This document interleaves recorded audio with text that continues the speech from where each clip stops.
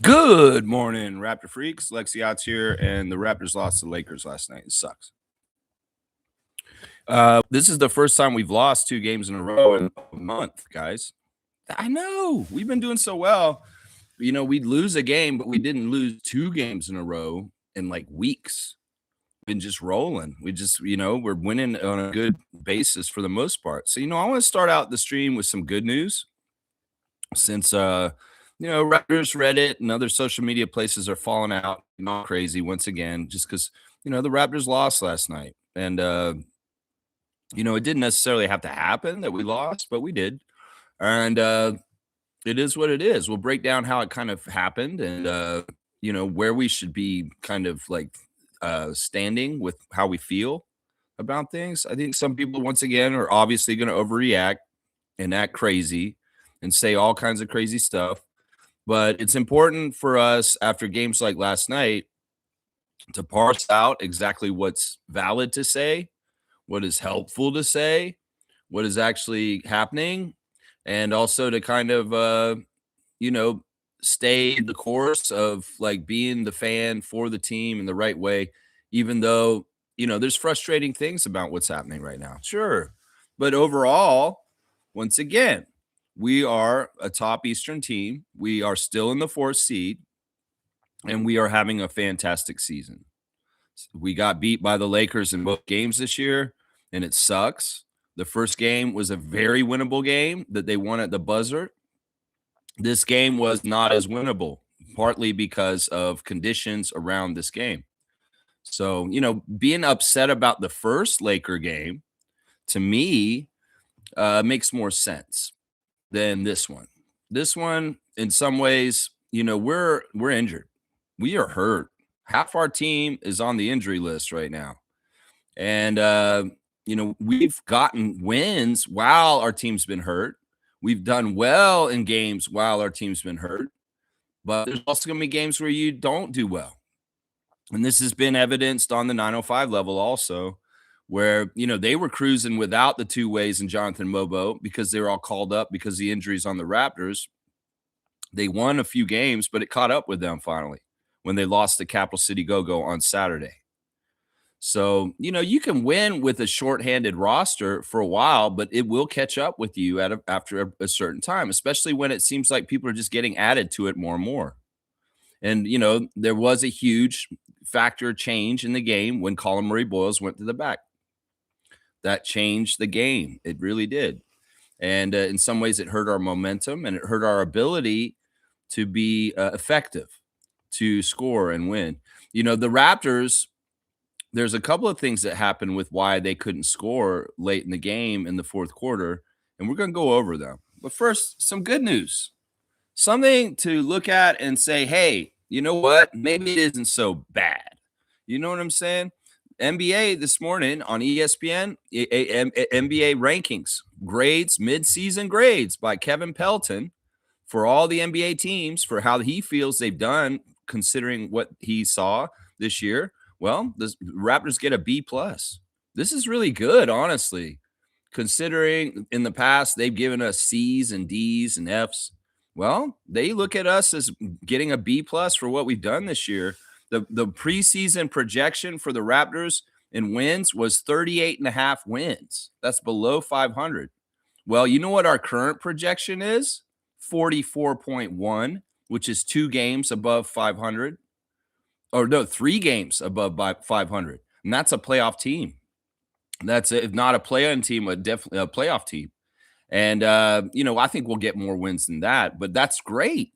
We've increased our projected win total in the NBA stats minds by over 6. So that's fantastic. This is what Kevin wrote about the Raptors season so far. I was higher on the Raptors than their line, but even a rosy outlook didn't include Toronto in a top 4 spot in the East at midseason. The Raptors' 4 perimeter starters have fit together better than expected, paced by Scotty Barnes playing at an all-NBA level.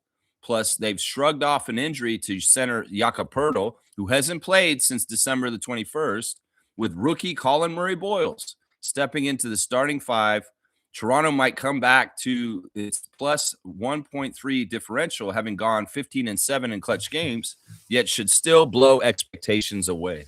So see, look, the Raptors are doing well enough this year that ESPN has to give them shine, that they're actually saying we're a B plus. And other B plus teams to them right now, Portland, Philadelphia, Houston, those are teams that have done pretty good so far. I don't know why Philadelphia's there. Yeah, at A teams, A minus for Oklahoma City, A minus for Denver, A for San Antonio, an A for Phoenix, an A for Detroit, and an A for Boston. So those are the only teams that did better than us in the grades. So I'll take it. I'll take it a B plus. So a little bit of good news at the beginning. Kevin Pelton putting out good propaganda on ESPN for the Raptors this morning. Yeah, it's disappointing, man.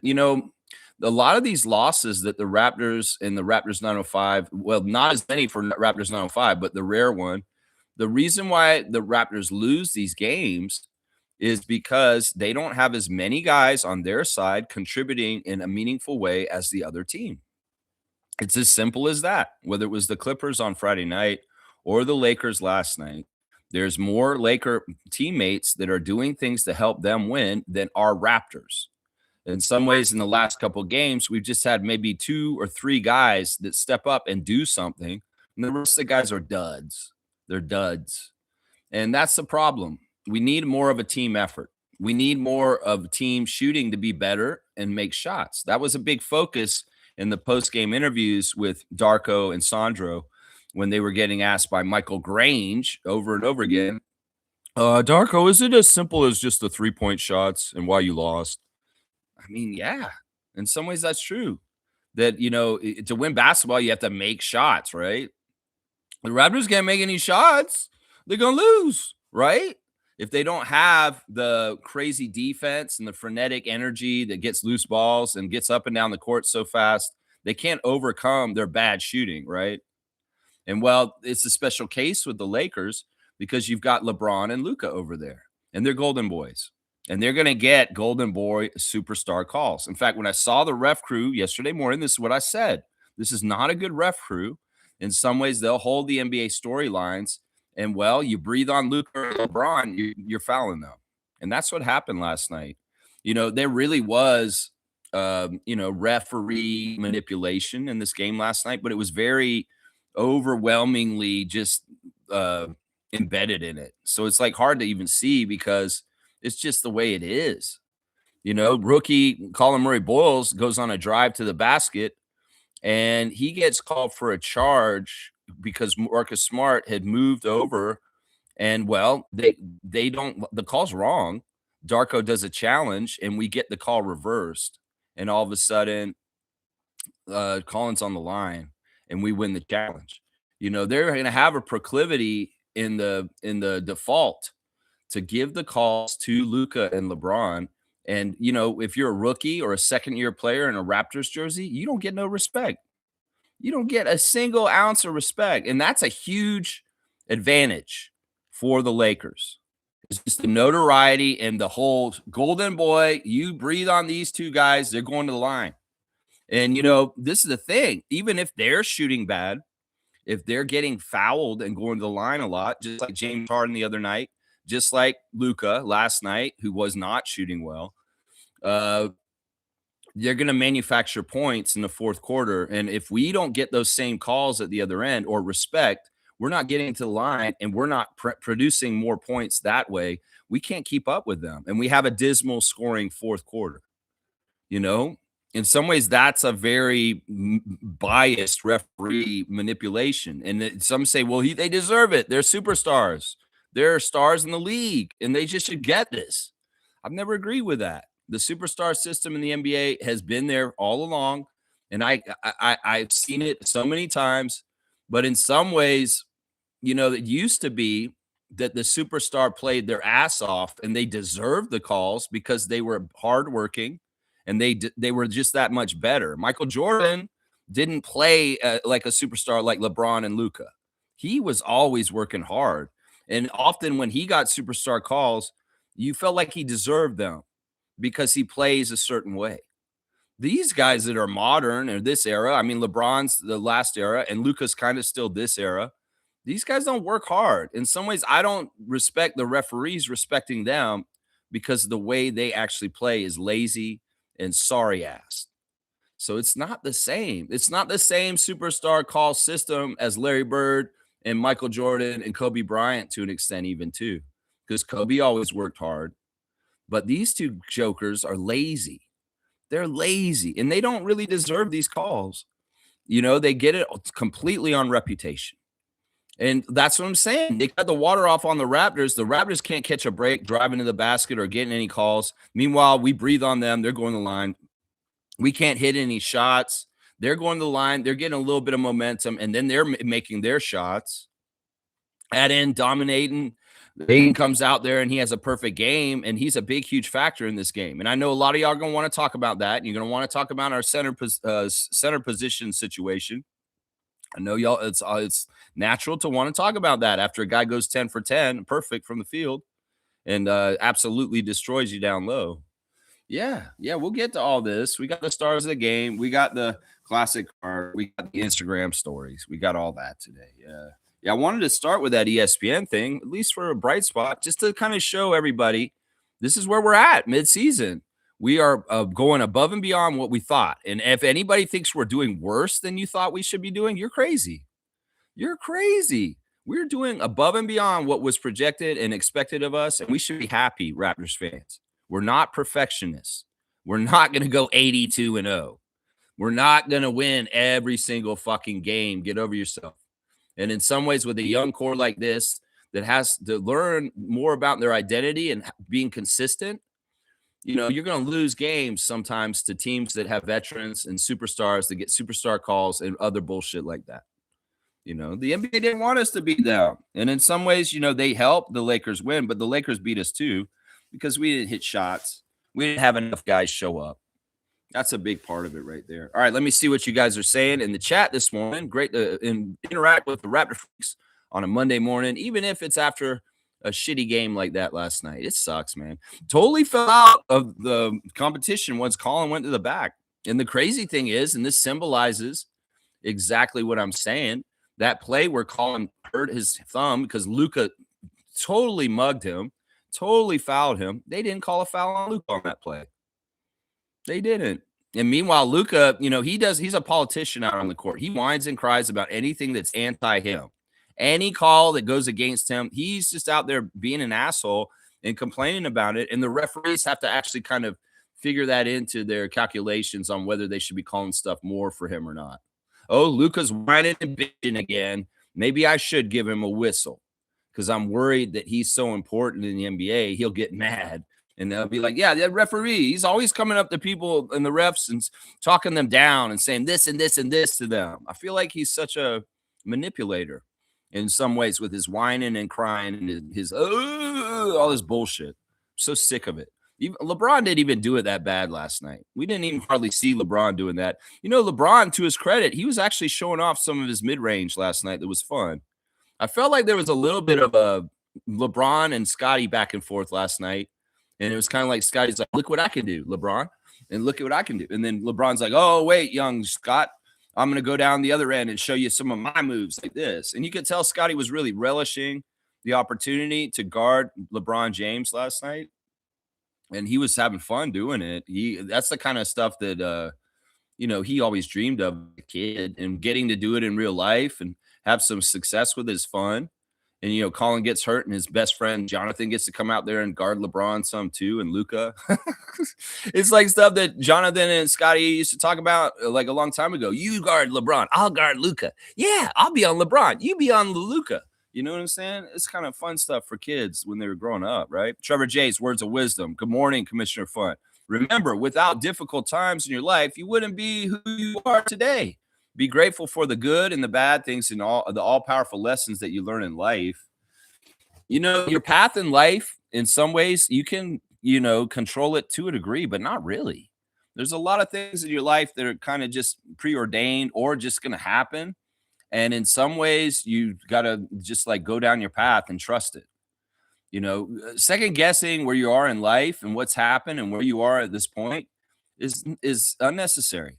You got to just trust your path. And if things didn't happen in your life the way you thought they would, well, that's just your path. And that's just the way it was supposed to be. So, a lot of people get anxiety. A lot of people get regrets. A lot of people get all kinds of weird feelings of things that they didn't do or they lack, or things that they shouldn't have done, or things that they did and they didn't want to do, they shouldn't have done, all that kind of stuff. It can tear you up. So the best way to be, as Trevor said, with the good times, the bad times, you are who you are because of your experience and where you've gone in your life. And you need to understand that you would be a different person if things had been different in different ways, maybe for the better, maybe for the worse, but you'll never know. So what's the point of getting all upset about it? You have to accept your path. You have to accept your past. You have to accept what has happened already because it is who you are. And you have to trust your path going forward also, that your path is, in some ways protected and looked out for by the creator above, and that you should have faith in them, that they will bestow the right lessons and the right goodness and the right blessings on your life as you go forward. And so I think right there, blessings to the Jones family, all the Raptor Freak families. Yeah. Trevor said this. Once again, the Raptors can't make shots in the third and fourth quarter. Look like we run out of riddles. Why is the sky blue? Because it's sad. No, that's stupid. That's a riddle, I guess. I don't know. I would say this. How about this? It's very simple. The Raptors have less guys available. We have more bench guys playing, and we're showing fatigue late in games because we don't have the full complement of stars and players that we would have available for our team. So there's more of a burden on end of the bench guys and guys that just don't get a lot of NBA level burn, and they're showing fatigue, and they're just not conditioned to do this like an RJ, like Jakob or Emmanuel or stuff like that, playing a certain level. Emmanuel came back for the first game back, and in some ways, that's part of why his game wasn't as big as it normally is. In some ways, he's also holding back. In some ways, he is truly trying to play point guard more, and not be like the one of the huge scoring options. He's really deferring to Scotty and Brandon, and even Colin to a degree. In the game last night. So in some ways, I wish Emmanuel would be the old him in some cases, like just revert back to it. But he's under the microscope. He's in science lab, and he has to be careful about what he does, or people might label him a chucker.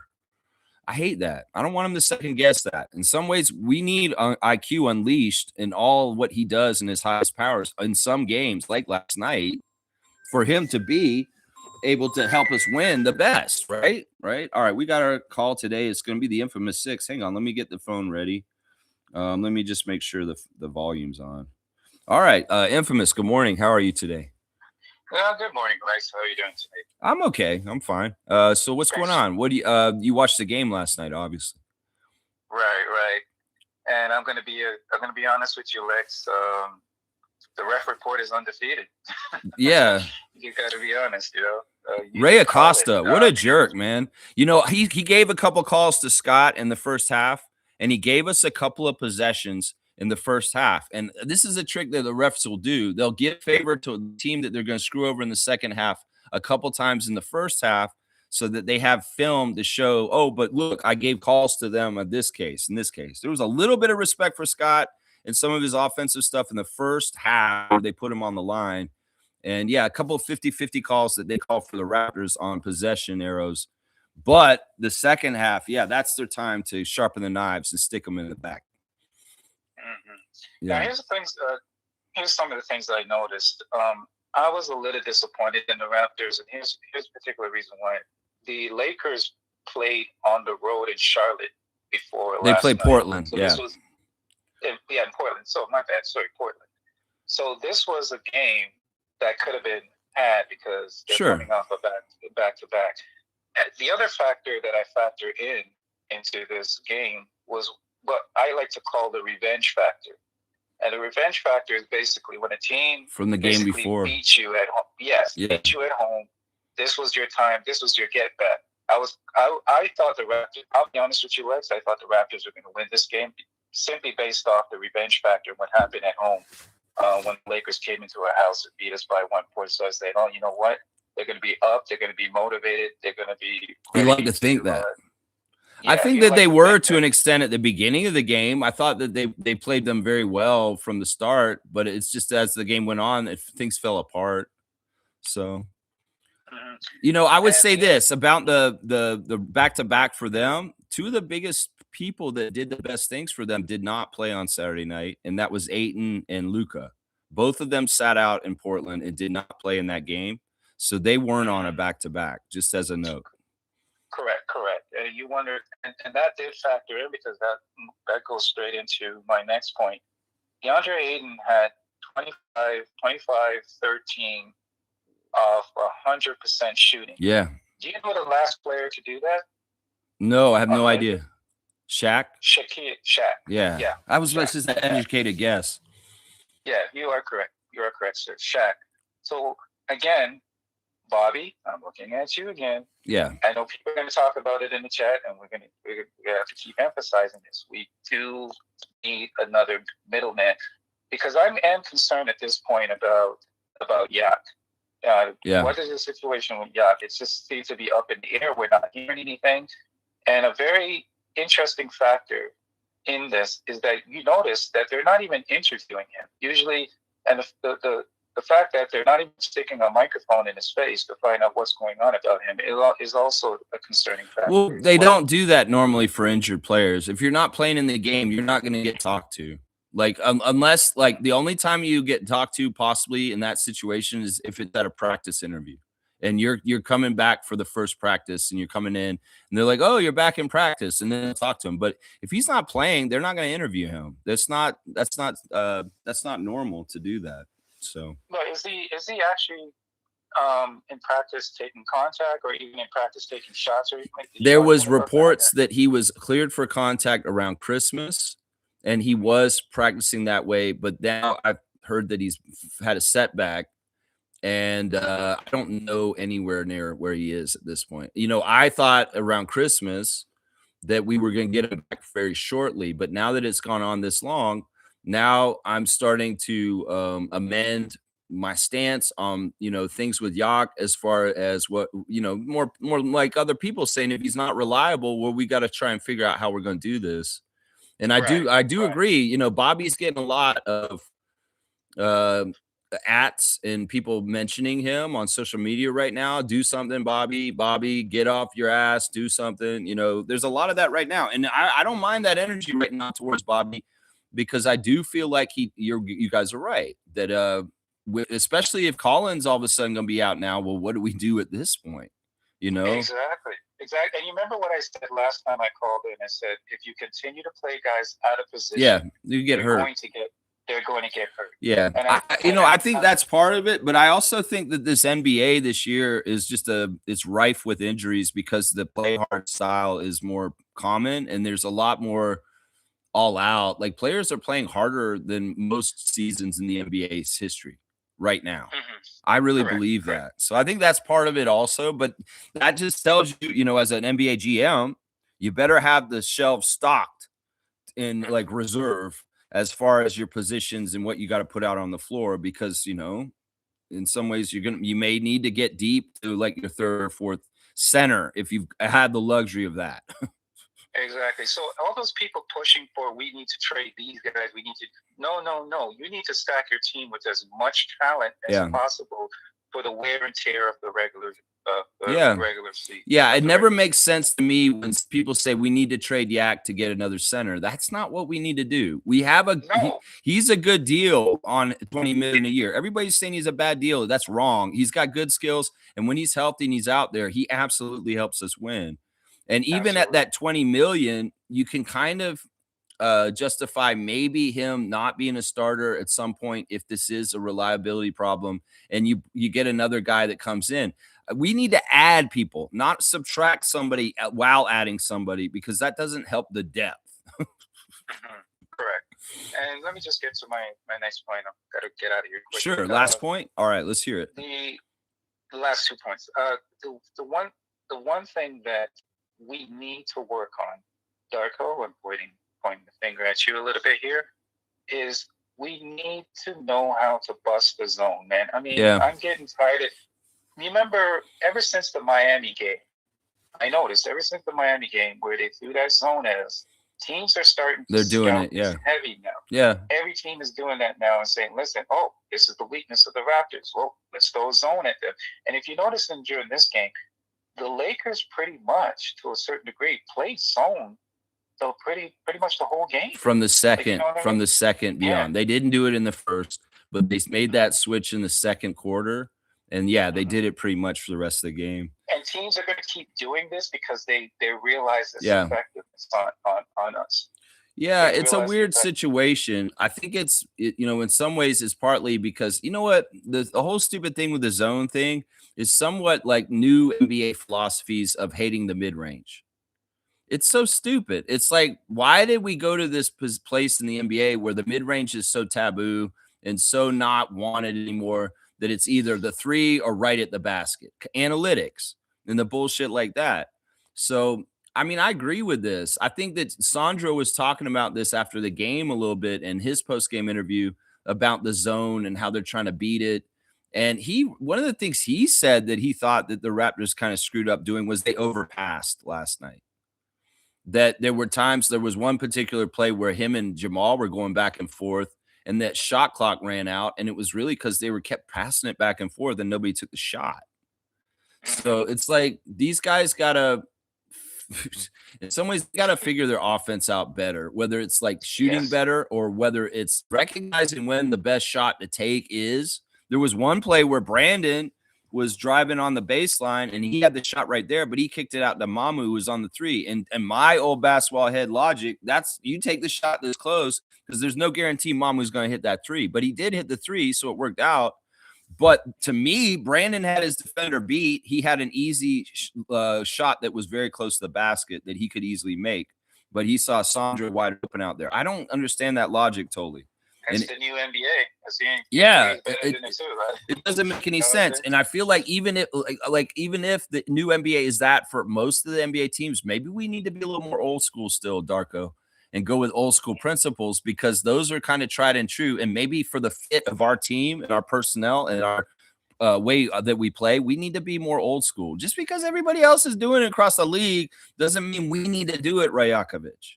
And the overimportance of the three is not working out for the Raptors because we're not good three-point shooting team. Correct. So, and this is my final point. I absolutely hate losing to the Lakers. I hate it. I just hate it. And I was very visibly upset last night. But on a brighter note, listen, hey, it's we lost this one game. Let's get the next game, Raptor fans. We can get the next one. Golden State. Let's just forget about this. Put it in the background. Have a short memory when it comes to this, and we will definitely get the next one. Let's have confidence that we'll get the next one. And my absolutely final point, I keep emphasizing this. I said this on the last call. Please hire lethal shooter. Get lethal shooter in here, man. I'm telling you. Okay. I'm gonna keep saying this. We need to get lethal shooter. Bring this man in. Whatever money you need to pay him. I'm Rogers. Bring lethal shooter. All right, Infamous. All right, we'll have to see if they do. Maybe, who knows? That'd be awesome. Either way, a lot of good points today with the Infamous 6 today, and I appreciate your call, and I look forward to the next one. Have a great day. All right, let's go Raptors. All right, Infamous. Awesome. Very, very cool. All right, let's I guess we'll go on in the chat here next. Let's see. Slug Deezy. All right, Slug Deezy. When do we start looking sideways at Bobby Webster for the lack of center depth, no quality floor spacers, and overall poor roster construction? I think that some of those are true, but some of those are a little bit dramatic. We'll just put that way. Lack of depth, center depth, sure, that's fair. No quality floor spacers. Well, we do have quality floor spacers. It's just that they're no good right now because they don't hit their shots. Grady comes out and he has a dud again last night. Grady was dependable for making a few shots. Jameson comes out and he has a great opportunity to play a lot of minutes and he misses his first three. They don't set the tone for floor spacing when their job, what they're supposed to do is bricks and misses and air balls. That's a huge problem right there. We have floor spacers. It's just that they're not doing their job. And that's the big difference right here. There's a meme on Reddit right now that I really agree with immensely. And this is basically, there's a picture. It's Eric Andre with the meme where he shoots Hannibal and he's shooting him, and then he turns around and says something, and it says Grady Dick not making his shots. Bam, bam, bam. And then the guy turns around, Eric Andre turns around, and it's Raptors fan, and he's saying, why is IQ making Grady Dick shoot worse? That's not what this is. Some people are trying to correlate the fact that IQ was out is why Grady played better 2 games. No, Grady just he's missing shots, and it has nothing to do with IQ. So the floor spacing comes when those guys hit their freaking threes. And we build a team that has 2 3-point specialists in it. It's not a bad roster construction. It's just these guys are failing at their job. And you can throw Oshai in that. You can throw Jacoby at times this year when he's been healthy and missed threes wide open. You can throw any of these Raptors guys because the whole league sees the scouting report on us. Grady doesn't shoot well this year, and they're not respecting his floor spacing. The Battle Dick formation should have a wide open floor spacing because Jameson and Grady are just like that. But no, they don't get no respect this year because they suck this year at hitting threes. So I blame them for that. We do have quality floor spacers, but they're not doing their job correctly. Overall, poor roster construction. I can't get there with that either. I think that the roster is pretty good mostly. It's just that we do have a lack of center depth. And that is a huge problem. I think that we've got most of the other positions right. There was a time in recent Raptors history where we didn't have center depth and we didn't have point guard depth. We didn't have either one of those. Can you imagine what that was like? Yeah, Tampa. It was weird, man. We had some weird times where we didn't have the depth at point guard. We had Kyle and Fred, but we didn't have anything after that, Malachi. So it's like we're in better shape with our roster in a lot of different ways than the last few years, but we still have some glaring holes. That is for sure. Slugged easy. So I want to say it's overall poor roster construction. I think it's just that we do lack centers, and that's totally fair and true right there. Yeah. Smooth saying Oshai stunk last night. All right, let me go look at the stars of the game and the box score. All right, my first star of the game last night is Sandro. Sandro was the spark plug right from the start. He had like points really early in the game right away, which was fantastic. I think he had 17 points in the first half. And he only got one more basket in the second, and that's it. But still, Sandro is the best player for the Raptors last night. He showed up and played hard. 24 minutes, 20 points for Sandro Mamukelashvili. 8 of 12 from the field, 2 of 5 from 3, 2 of 5 from free throw. Those 3 free throw misses are momentum killers. That is true, and you got to feel bad about that. 6 rebounds, 2 assists, 0 turnovers, 1 steal, 1 block, a -13. Sandro hit the floor hard a couple times. In fact, there was the second time he hit the floor so hard, he was so mad when he hit the floor. It looked kind of like he got hurt really badly, and the refs kind of went, oh, and they got scared, and they actually respected and gave him a trip to the free throw line after that. But yeah, we recognize you working hard out there, Sandro, and we appreciate you getting up and down the court and running all around and doing what you do. And there was a lot of interaction, a lot of passing, and we appreciate you, man. Because honestly, nobody else on the bench scored other than you. The Raptors, the rest of the guys, there were 1, 2, 3, 4, 5, 6, 7 guys who came in by the end of the game with garbage time and everything, and they scored amongst themselves 12 points out of 7 guys. And there's 1, 2, 3, 4 goose eggs. And then Oshai had a goose egg in the starting lineup, just like what was said just now. 0 for 5 for Oshai Abaji, 0 for 3 at the three-point line, 0 points in 25 minutes, 3 rebounds, 1 assist, 0 turnovers, a +3, though. He was one of the few plus guys on our team. One thing I will give credit to Oshai Abaji for is he did slow down and stop Luka to an extent for a good portion of the game early. Luka didn't make hardly any shots, and Oshai got him as a defensive assignment. And in some ways, that was how he was contributing. My second star of the game last night is Scotty. Scotty had a mix of really powerful, good stuff. And I wanted, I really, on the down low, I didn't say this in the preview yesterday, but what I wanted last night to be was an obvious passing of the torch from LeBron James to Scotty Barnes in certain ways. I really wish Scotty had this mentality, like an old school superstar, like Kobe did with Michael Jordan. That you go and you see somebody who's you look up to and is a veteran and has been around a long time, and you say, you know what, Oldster, I'm the young guy and I'm coming up and I'm ready to try and take a throne like yours and sit in this league like this. You know, that there used to be a tradition with this in the NBA, and I wish that some of the young players understood this kind of crap. And this is the stuff that makes the NBA special and entertaining and fun. Is that when you get this whole idea of like it's not Scotty versus LeBron, but it's kind of like LeBron, this is your career, you're almost done, and I'm Scotty, and I'm just starting. And hello, this is me now. And you know, there was some of that energy in the middle of the game where it looked like I said earlier that Scotty and LeBron were kind of going back and forth with mid-range shots and turnarounds and kind of say, look what I can do. And then LeBron be like, well, this is what I've been doing for decades. And you know, this is what I can do too, still, even at my age. You know, I wanted that battle. And I wanted to see Scotty overcome it and win the game because that's the thing you lost last night, Scotty. You didn't just lose a game. You lost an opportunity, one of the few left, to go up against LeBron James and kick his ass and say, I'm the new era, buddy. Yeah, that's a missed opportunity there, right there, Scott.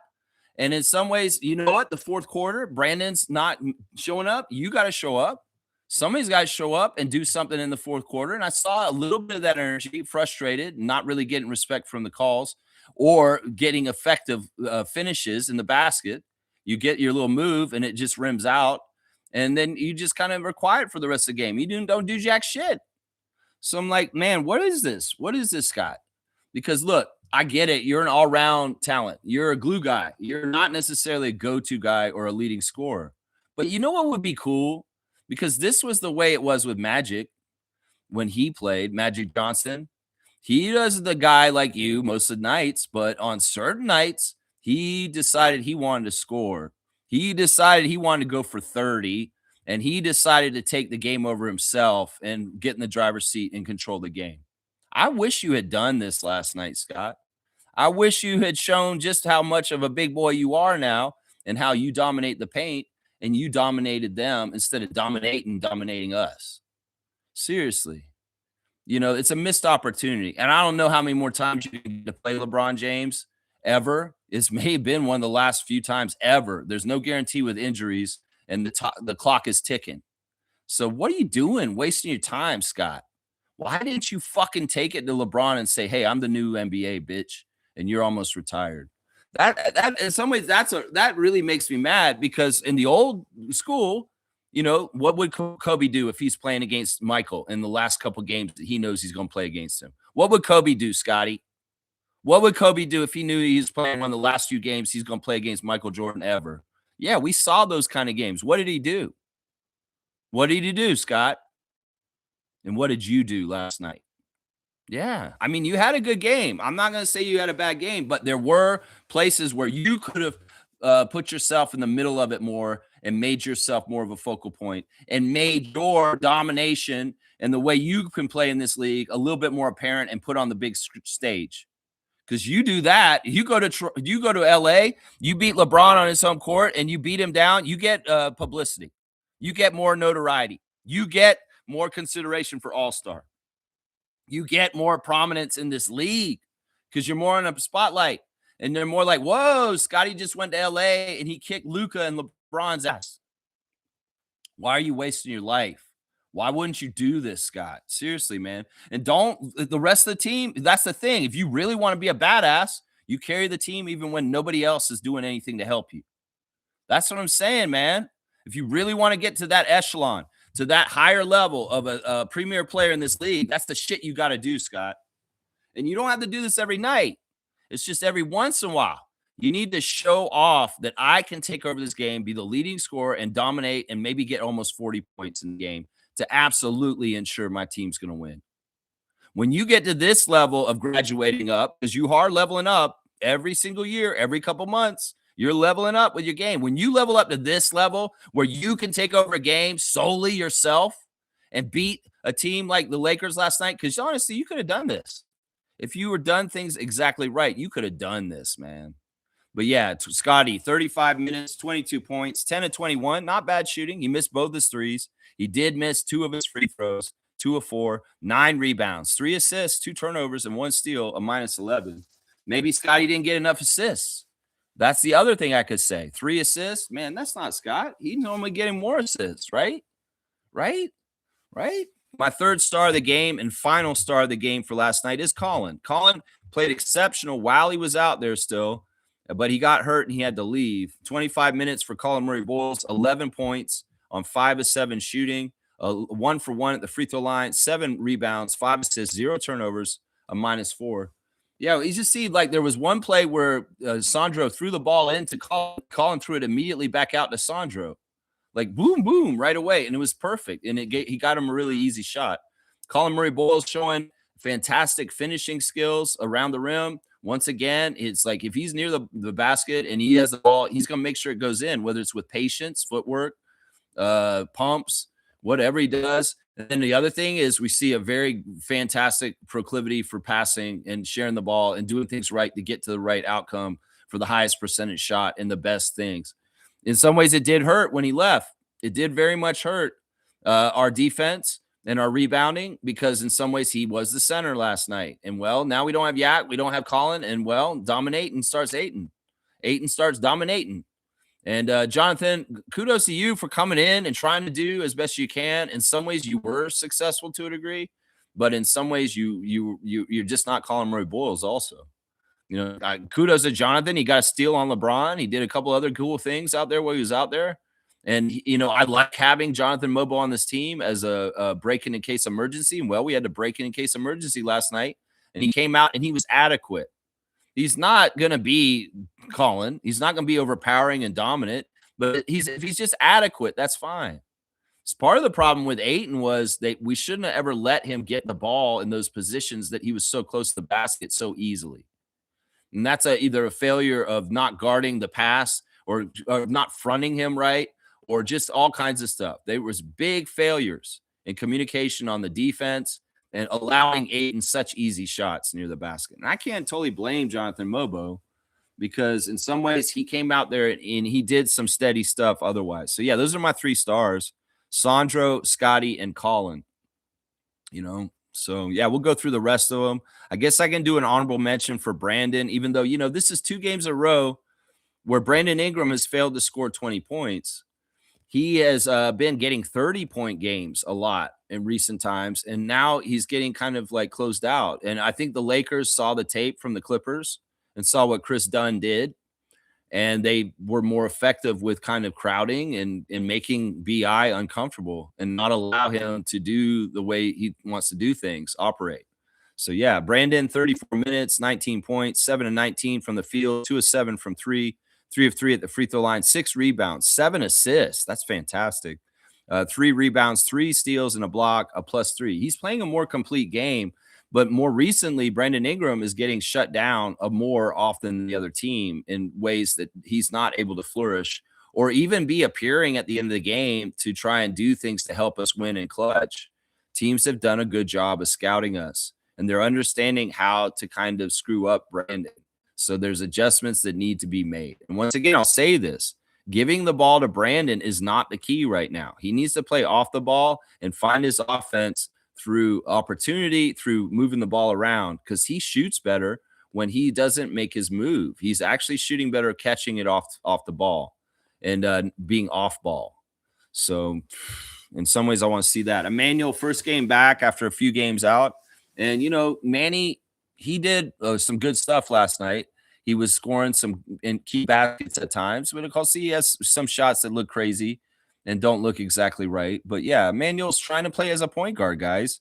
29 minutes, 9 points. In some ways, the old Emmanuel may have been more apropos for this game last night for offensive firepower and just high volume and shooting a lot. Maybe he gets like a bunch of threes and we do better and we win because he balances out the 3-point difference between the Lakers and the Raptors a little bit better. I don't know. In some ways, like, look, Raptors fans, you guys are demanding of Emmanuel in what you expect of him right now. You guys want him to be more a true point guard. Well, this is him trying to be more of a true point guard. And he did a good job. He had 7 assists with 1 turnover. So it's not like he's not playing as a point guard. He's playing as a point guard. He's setting people up. He's getting the assists, and to the detriment of his own offense. So you guys, he can't do anything right in y'all's eyes. It's either he's going to do this or he doesn't do this. You guys are going to come down on him either way, because there is just a toxic movement in Raptors Nation right now that is anti-Quickly. And it's stupid. It's stupid, honestly. If he gets traded, if that does happen, well, we'll move forward after that. But he's a Raptor. He's on our team. He wears our Raptor red, and we should support and love him and expect him to do good things and wish good things for him. Instead of being so toxic, stop being toxic, Raptors Nation. As long as these people are wearing our jersey, we should be rooting for them and wishing the best for them. If things change and things happen in certain ways, well, then we adjust and we go forward. But it's just unnecessary. And it's so stupid. 4 of 9 for a Manny. He didn't shoot horrible. 1 for 4 from 3. I wish he'd made a couple, maybe one more or 2 of those. 3 rebounds, 7 assists, 1 turnover, 1 steal, a -11. Yeah, I mean, in some ways he was being eased back from being out, and his rhythm wasn't totally right, partly because he's missed a couple of games. He missed like a week of games just now. Jamison Battle, disappointment, man. 8 minutes. You get these chances, guys. What are you doing with the NBA life? Make that 3, bro. You need to be money, Jamison. You shouldn't be just like running around in shorts in LA and just like, I'm in LA and all this stuff. Oh, I'm going to play the Lakers. Fuck that, Jamison Battle. Live your best life. Make your 3s, motherfucker. Seriously, you come out there and bomb your first 3 and it's a wide open 3 and you miss it. Oh, my gosh. You guys drive me nuts, man. The 3-point shooters on our team. I'm blaming those 2 mainly for this game last night. Seriously. Jamison and Grady. Seriously, these 2. And Oshai, too. Seriously. 2 rebounds for Jamison, a -12. Mobo, 15 minutes, 4 points, 2 of 2 shooting, 3 rebounds, 1 assist, 0 turnovers, a -15. Garrett Temple came in late, took 1 3, had 2 minutes, a +1. AJ Lawson came in for 6 minutes, scored 5 points, 1 of 3 from the field, 1 of 2 at the 3-point line, 2 of 2 at the free throw line, 1 rebound, -2. Jamal Shed, horrible, guys. It's like, everybody's trying to put down Quickly and prop up Shed and just kissing the ass of Shed. I like Shed. Don't take me as anti-Shed. It's just y'all have been using him against Quickly. And I want to point out that Jamal Shed shot 1 for 8 last night, was a -11, and he had 3 assists with 2 turnovers. I'm just saying. That guy in some ways is not end-all, be-all answers to everything. And once again, we have a better balance when both those guys are out there, including when they're both out there on the court together. When we're running quick Shed, our lineup is actually better in a lot of different ways with both those guys out there because they can be themselves more. Jamal can really focus on doing the playmaking and the defense, and Emmanuel can try and be more of a shooter and a scorer and do the other stuff. So, yeah, Jamal, 22 minutes, 3 points, 1 of 8, 1 of 5 from 3, 1 rebound, 3 assists, 2 turnovers, a steal, a -11. Just garbage. That's a bad game. You can throw him in with Jamison and Grady and Oshai as just duds, as guys that if they contribute in any kind of fucking way, maybe we're adding more contributions around the whole roster, and then we have more guys contributing than the Lakers do. Because that's the big key in basketball. It's a team sport. And if you have more of your team show up and contribute in meaningful ways, you're more likely to win. But if there's only 2 or 3 Raptors contributing in meaningful ways, well, we're fucked because the other team's going to have more guys that do stuff. Elijah came in for 2 minutes and got to play on the court in LA. And you could tell he's a little bit like, whoa, this is a big deal. This is fun. This is a big deal. He got an assist. That's pretty much it. Grady, 12 minutes, 0 points. 0 of 2, both 3-pointers that were absolute garbage. 2 rebounds, 1 turnover, a -14 for Grady Dick. And we can look on the other side. I'll name all the Lakers that contributed in a huge way to help them win. LeBron James, 24 points and 7 assists, a +18. DeAndre Ayton, perfect from the field, 10 for 10 with 25 points and 13 rebounds, a +20. Luka Doncic, 25 points, 8 of 23 shooting. He did not shoot well, which was awesome. He had 7 assists. He was a -3. Then off the bench, Roy Hashimura came in and bombed 10 points in, but they had more spread out scoring on the bench. Marcus Smart with some plays to help them win with just the way Marcus Smart is as a veteran and the way he plays on the court. He made contributions in gritty ways to help this team win.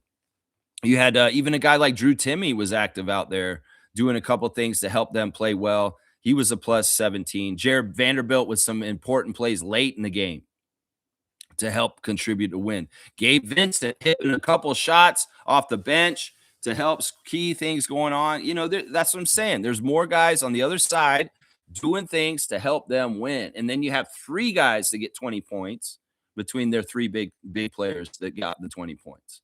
And on our side, we got Scotty getting 20 points. We got Sandro getting 20 points. And then Brandon's at 19.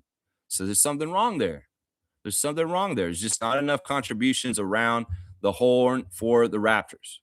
And it's just not enough, man. It's just not enough. Mr. Quasimodo saying this was our most pathetic loss. I'm sorry. I don't think it was. No. I'd say our most pathetic loss this year may have been Washington. Yeah, that Washington game, we played so badly, and they played really well. I mean, there's a couple of losses to teams we had no business losing to that I would say are more pathetic. I think that when we were super tired in Brooklyn that one night after the plane delay, that was a pathetic game. But it was mainly pathetic just because we had no energy and it was sad. You know, this game, you know, we can chalk this one up to the war of attrition as far as injuries accumulate. And, well, you just get to a point where your team runs out of gas and personnel. And Colin Murray-Boyles going out in the second half was a huge nail in the coffin for the game last night. And at that point, you're just at that point, you know. Reggie's saying Oshai stunk last night. That is helpful to stay. Yeah, I'm not saying that that's not true. And I'll get behind that. I'm not saying that you're putting people down or anything. That's good constructive criticism because that's true. It's true. Like I said, there were so many guys, you know, they're going to say it's 3-point shooting. You know, they made 14 threes and we made 7. So they made double the threes that we got. How many guys on our team took these shots? Who took these threes? And we're 0 for 3. Scotty was 0 for 2 from 3. Oshai was 0 for 3 from 3. Jamison was 0 for 1. Garrett was 0 for 1. Grady was 0 for 2. Jamal was 1 for 5. Emmanuel was 1 for 4. And Brandon was 2 for 7. That's a really bad percentage overall. And, you know, we took 32 threes and only made 7 of them. They only took 4 more threes than us, and they made double the threes we made. And that could be the difference right there. We lost by 17. We really did get routed kind of in the end. It sucked because in the fourth quarter, we were absolute shit. We had 13 points. Now, getting back to the ref manipulation, can you guys understand how the bonus and free throws can be so important to help or hurt a team? And, well, if you're really struggling offensively in the fourth quarter and you're a team that the NBA wants you to win, they will give you free throws to keep your offense going and not struggle. Well, the Raptors, they don't want us to win. So if we're already offensively struggling and we're trying to battle and get into lane and we're getting contact, but they're not calling any calls to put us on the line, well, we're not producing any points. And that's a dirty little secret about the referees in the NBA. Is if a team that they like and they want to win, they can help manufacture points for them by calling fouls for them. And, well, one of the things you can chalk up to why the Raptors shot so bad and didn't score very much in the fourth quarter is they shot so bad and that they didn't get any favor for free throws. And that would help put more points on the board. The refs were giddy that the Raptors had only 9 points with like 2 minutes to go in the fourth quarter. Seriously, they were giddy about that. They were like, "Oh, this is exactly what we wanted. Is, you know, we wanted the Raptors to, lose at the end of the game, and the Lakers are, you know, taking care of business, and we don't put them on the free throw line. We don't jumpstart their offense. They can't score any points. They're going to score 13 points in the fourth quarter. So that's part of it right there, guys. It's not that the refs actively manipulated us in certain ways. They just didn't give us calls. And if they give superstar touch calls to LeBron and Luka and they're going to the line, and even if they're missing all the shots, you know, Luka can miss shots all game long, but if they continue to put him on the line, he's producing points for his team and putting them higher up in the score. We just stopped scoring in the fourth quarter. Why? Maybe because we're tired. Maybe because we weren't playing exactly right with the personnel that we had because we were injured.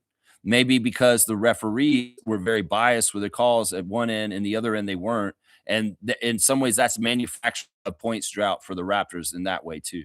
Because referees can help teams that stagnate like us. If they see a team is struggling and they can't score for like 3 or 4 minutes, like what happens to the Raptors sometimes, they'll throw them a bone. And they'll say, oh, there's a foul, put them on the foul line. Then they can start making some points through the foul line. And then miraculously, hopefully, they start making the shots. That's what they hope. So understand all that kind of dynamic in this thing. And understand that James Williams, Ray Acosta, and Matt Myers are these kind of refs. And Ray Acosta, man, he did exactly what I said. I was like, oh, man, at halftime, I said, Ray Acosta is being too nice to us in the first half. He's going to totally screw us in the second half. Watch. Because that's a trick with the refs. There was a play where the elbow to Emmanuel's face, which kind of grazed him. He didn't actually totally fully hit him, Marcus Smart, but they called the play and they thought about calling a flagrant on it, right? They went and reviewed it, but then they realized he kind of hit him more on the chest, like Marcus said, and they didn't call that. But what did they do after that? Immediately on the next play, when they went back into play, Marcus was aggressive towards Emmanuel, and they called an offensive foul there and gave the ball right back to the Raptors. That's a makeup call. That's a call that kind of bounces out. Okay, maybe that was borderline a flagrant foul when your elbow just grazed Emmanuel's nose, but we're not totally sure about it. We won't give them the flagrant foul now, but you're on notice. And if you do anything aggressive with your arms or any kind of way on the other end, we're calling an offensive foul on you right away. And that's what that was with Marcus Smart at that point in the game last night. The refs will do makeup calls still in the classic way, where if a play's kind of 50-50 or fudgy, well, the next play may be very well like the opposite, and they're trying to do that. And they may look for travels. They may look for all kinds of extra stuff that they won't normally look for to make up the makeup call. They do this. This is just how they work. The team stats, the Raptors shot 42% and the Lakers shot 48%. The Lakers shot 82% at the line. We shot 67% at the line. They out-rebounded us +5. They had assist turnover ratio, not too bad for the Raptors. 3-1 last night, 30 assists, 10 turnovers. And the Lakers were 25 assists with 15 turnovers. So that's not totally horrible. They completely shut down our fast break. Last night, Darko's saying that the Lakers make their shots and they do certain things, and we can't even run. And, these last two games, the Raptors have not been able to play the pace and the style of play that they'd like to against these LA teams. And they have benefited from the slow down, half court more style.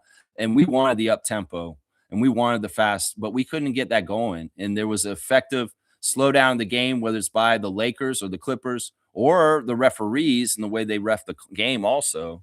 They came to slow down an up-tempo game. We were winning in the points in the paint, though, 48-44 in that one. So there's the team stats. It's just it is what it is. I know we all hate losing the Lakers. I do too.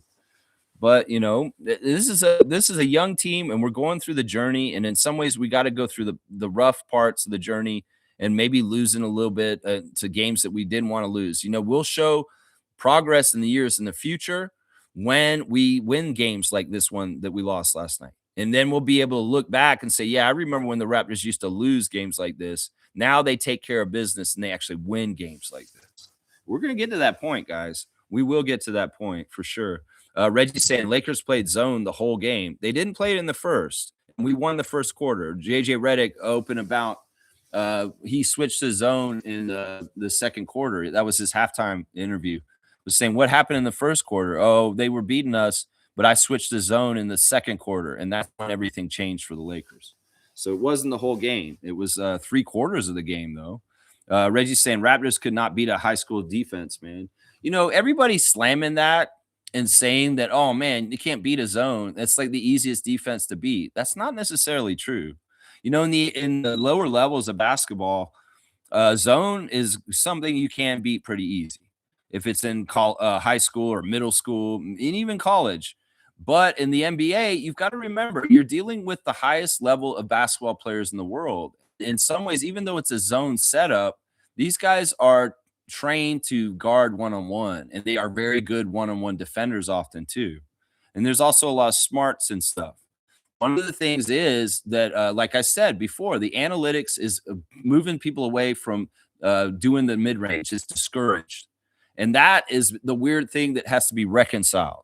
Is like if the NBA doesn't want to do the mid range anymore, the mid range is the biggest antidote for the zone.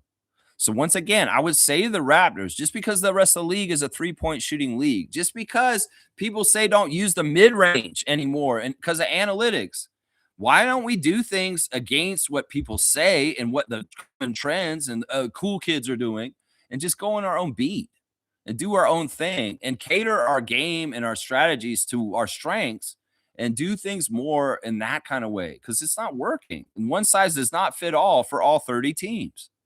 And if we're not the best 3-point shooting team, we shouldn't be doing protocols and strategies the same way as teams that are. If we're not good at the zone, well, we need to go ahead and figure out the play sets that will bust the zone better. I mean, in some ways, you make this sound so much worse, Smooth, by saying it that way. That's not what this is. The NBA zone is a much different than a high school zone. And it's not totally easy to beat in some ways. And well, we just got to figure it out more and more. And if it's getting to the middle of the paint and making a mid-range right there, Scotty, go do it. Just stop fucking around and know where your spot is. Recognize, just like you recognize defensive mismatches with your great passing, recognize when the zone is happening and how to break it down and do it yourself. You're a leader, Scott. So you need to direct the team on when to bust the zone. And you maybe need to do it yourself and just go do it, man. Raptors Champs is here. Good morning, Raptors Champs. Good morning, Raptor Freaks and Champs. This team can't afford to be injured. I have concerns about Colin Murray-Boyles' body condition if we keep playing him at center. Well, one of the things is like Darko after the game said that there's no news right away about Colin, and we don't know if he's going to miss time or not. It's a thumb injury. And it was very much that Luka mugged him and took a cheap shot on his thumb. Luka hates Colin. I'm going to say this right now. He has not played Colin Murray-Boyles until last night. And, well, Colin blocked him 3 times in the game. Like, and Luka's so mad. He's like saying he goaltend. No, he didn't. He blocked your ass, rightfully so. And, he knows your rhythm, and he knows how to block your ass. It's awesome. I was even thinking, like, Colin Murray-Boyles might be kryptonite for Luka Doncic in certain ways. The way he was working with him around the basket, not let him do nothing. So, I mean, I think that Luka's dirty, man. I think he hurt Colin on purpose because he was really frustrating him early in the game. And a lot of the whining and crying that Luka got into in the first half was centered around Colin Murray-Boyles and what he was doing to him. So, yeah, I don't know. I mean, we'll have to listen and hear what the update on Colin's injury is. But because it's a thumb injury, and you can think about BI recently because he had a thumb injury recently. Look at how long he was out with his thumb injury around Christmas. And maybe that's about the same time we should think with Colin. But I think that the general point that Miss and other people on this channel have made that we're playing guys out of position, they're more susceptible to injury. Yeah, this is proving it right here. This is proving it right here for sure. Reggie's saying this. Luka and LeBron didn't even have a good game. Luka was lobbing all night. I say LeBron had a good game. But Luka, he did not shoot well last night, and we didn't take good opportunity of that. The lob to Ayton and other people from Luka was annoying. In fact, that was reverting to that play for Luka when his shot's not going down. Look for other people and get big guys lobs and be effective and helpful to the team that way. Yeah. Mr. Quasimodo is saying refs were a baby in the Lakers. Laugh out loud. Yeah. And I knew they would. I mean, James Williams, he did get a lot of calls right for us. The challenges were done right.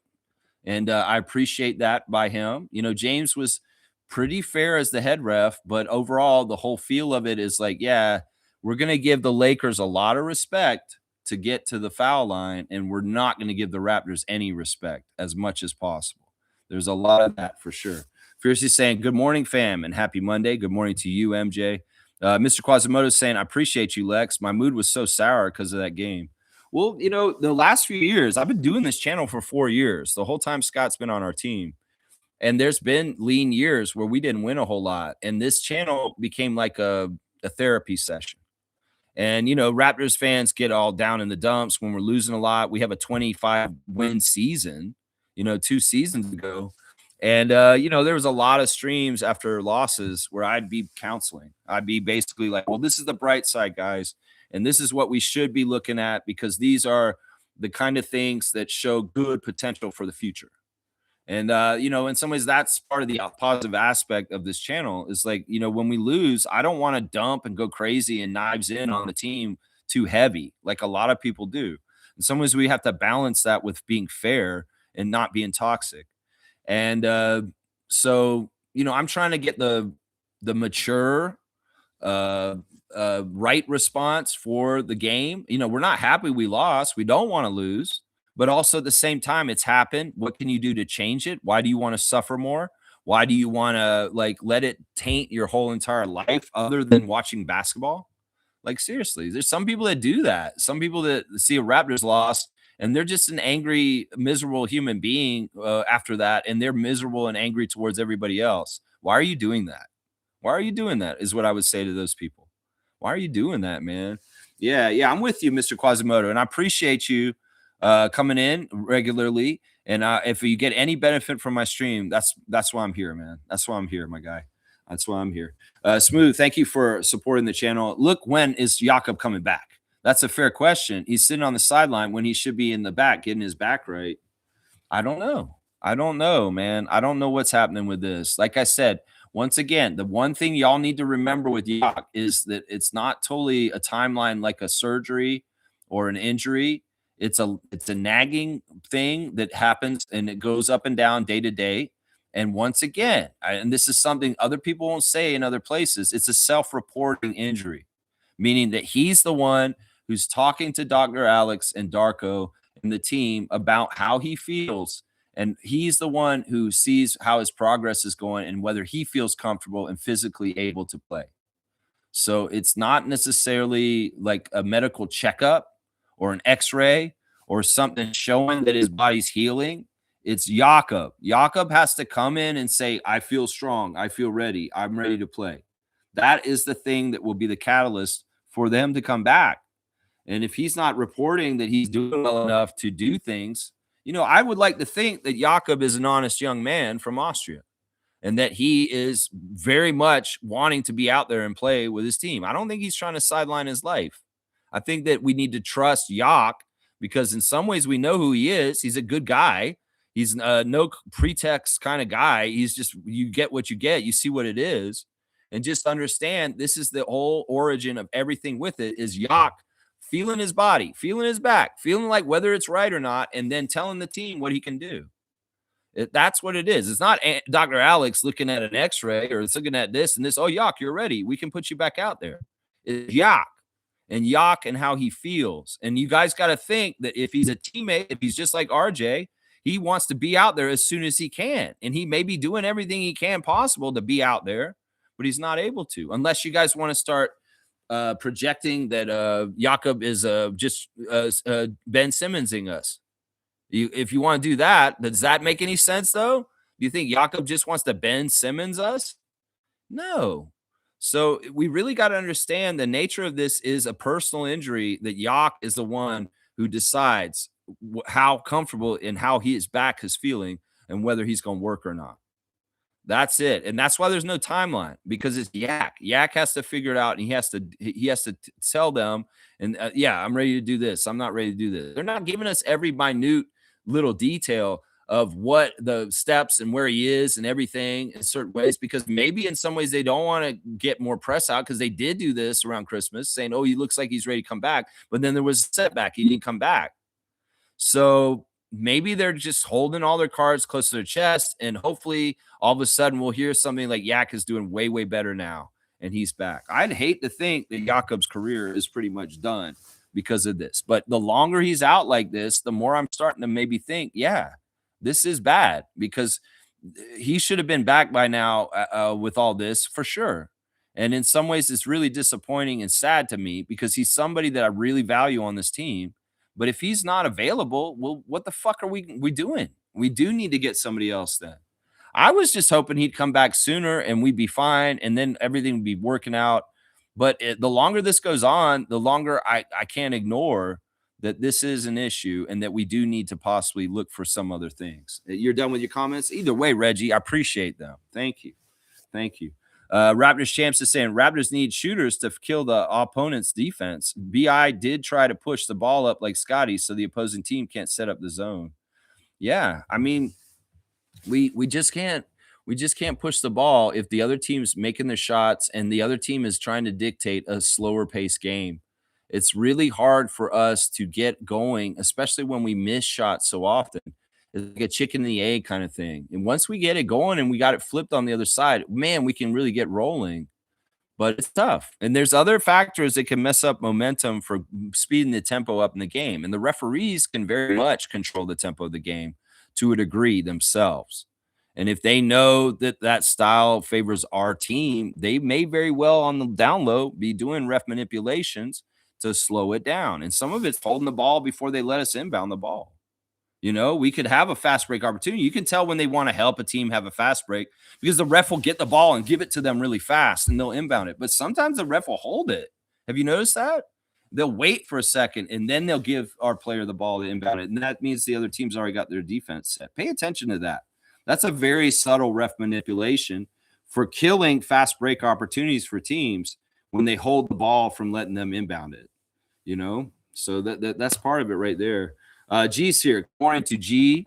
No Yak, no RJ. CMB left, missing strength and length. Was not surprised, to be honest. As soon as CMB left, I had a feeling.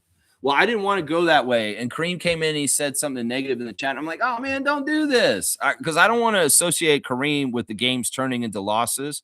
And he's had a proclivity this season to jump into chats, whether it's the 905 chat or the Discord chat, and just say the most negative thing right when the game's turning, and I'm associating him with ruining the game.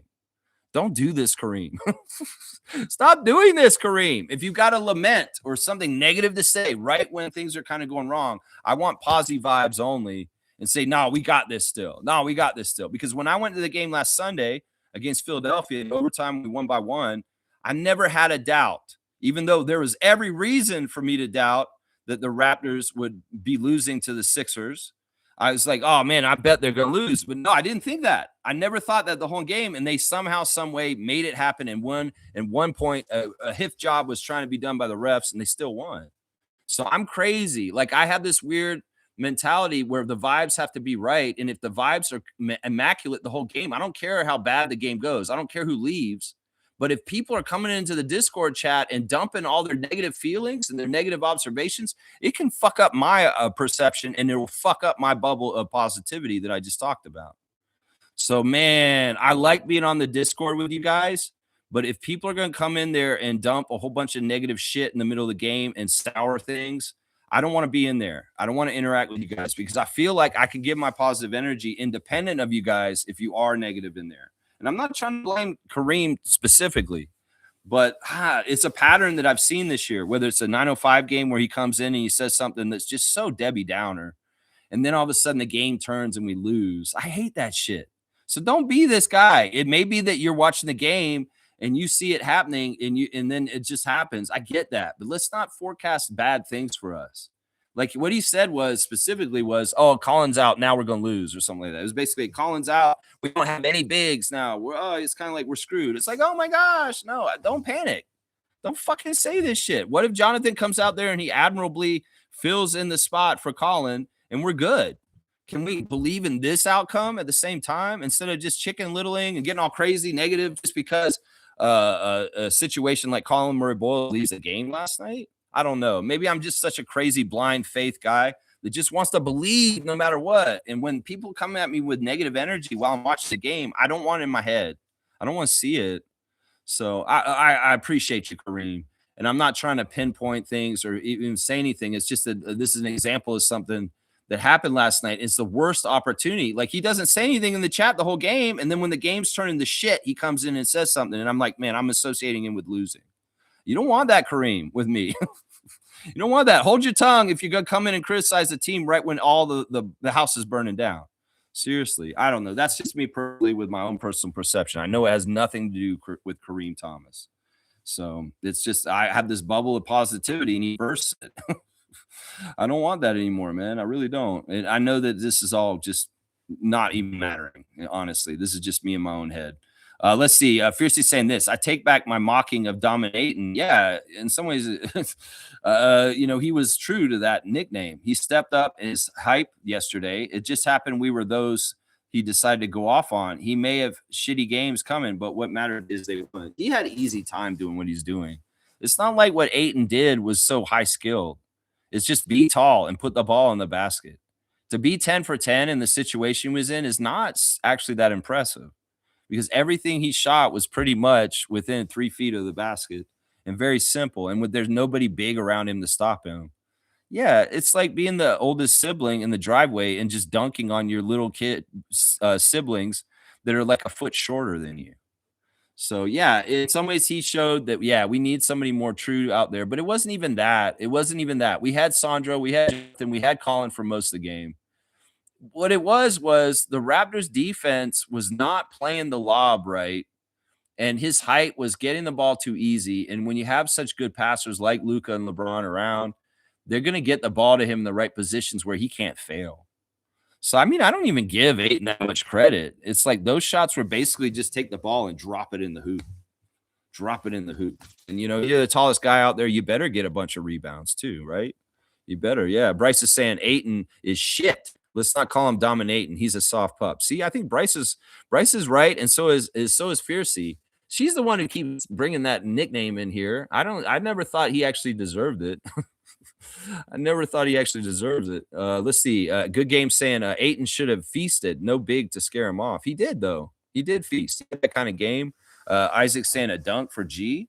You want me to give a dunk to G? All right, I'll do that. Let's give G a dunk. Original Raptor Freak champion of trivia. G. He's got the Corey Joseph 6 out of Pickering. There you go. There you go. Fiercely saying we were solid in the first quarter. Then the sideline reporter told JJ Redick playing zone helped them in the second. He was so rude, but I appreciate his competitiveness. You're watching the Lakers stream, and JJ Redick was rude to the sideline reporter. That's funny. The one thing I noticed about JJ last night is his hair is graying. This has been stressful coaching the Lakers. It's not been a cup of tea. In some ways, he's really got a lot of pressure on him. And I was joking, he's aging like Obama when he was the president. He's getting his hair all grayed out. Really, seriously, faster. That's right. That's right. Let's see. Where is that last one? I lost my place in the chat. Let me find it. Oh, there's a ton of Bryce here, so I want to make sure I get to that.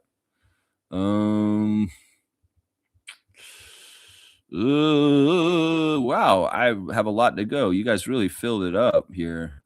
Really filled it up. Where are we? There's Roger Raymond. I haven't gotten to there. Yeah, okay, that's where I'm at. Roger Raymond, good morning to you, sir. Thank you for supporting the channel as a member. Good morning, Raptor Freaks. Tough loss against the Lakers. Raptors need to shoot better. We must build at least a 10-point lead to counter the 8-on-5 advantage. Yeah, this is all true. That's the big thing. Like, if you really want to ensure you're going to beat the Lakers, you can't be close with them in the fourth quarter, because ref manipulation has a certain level of being able to manipulate. And if you can keep a double-digit lead, you have a good enough cushion that cannot happen where you get bit by the refs. So this is why I always say we can't just beat the team like by a couple points. When we're late in the game, to really ensure we're winning, we got to get that double-digit lead and cruise out with a cushion, because we're in danger. We can be in danger. Tim Donaghy said in his book that the referees can manipulate a game within 10 points to the favor they want it to be. So to get away from that, we got to make sure we have a good lead. Thank you, Roger, for your comment. I agree with it completely. Shaq Lindsay saying this is Bobby's doing too many holes in our roster. There's one big hole in our roster, and that's it. But these holes in our roster, they're not Bobby's fault. They're the medical report's fault. This is too many guys to be missing. We're missing RJ, Jakob, Jacoby, Colin.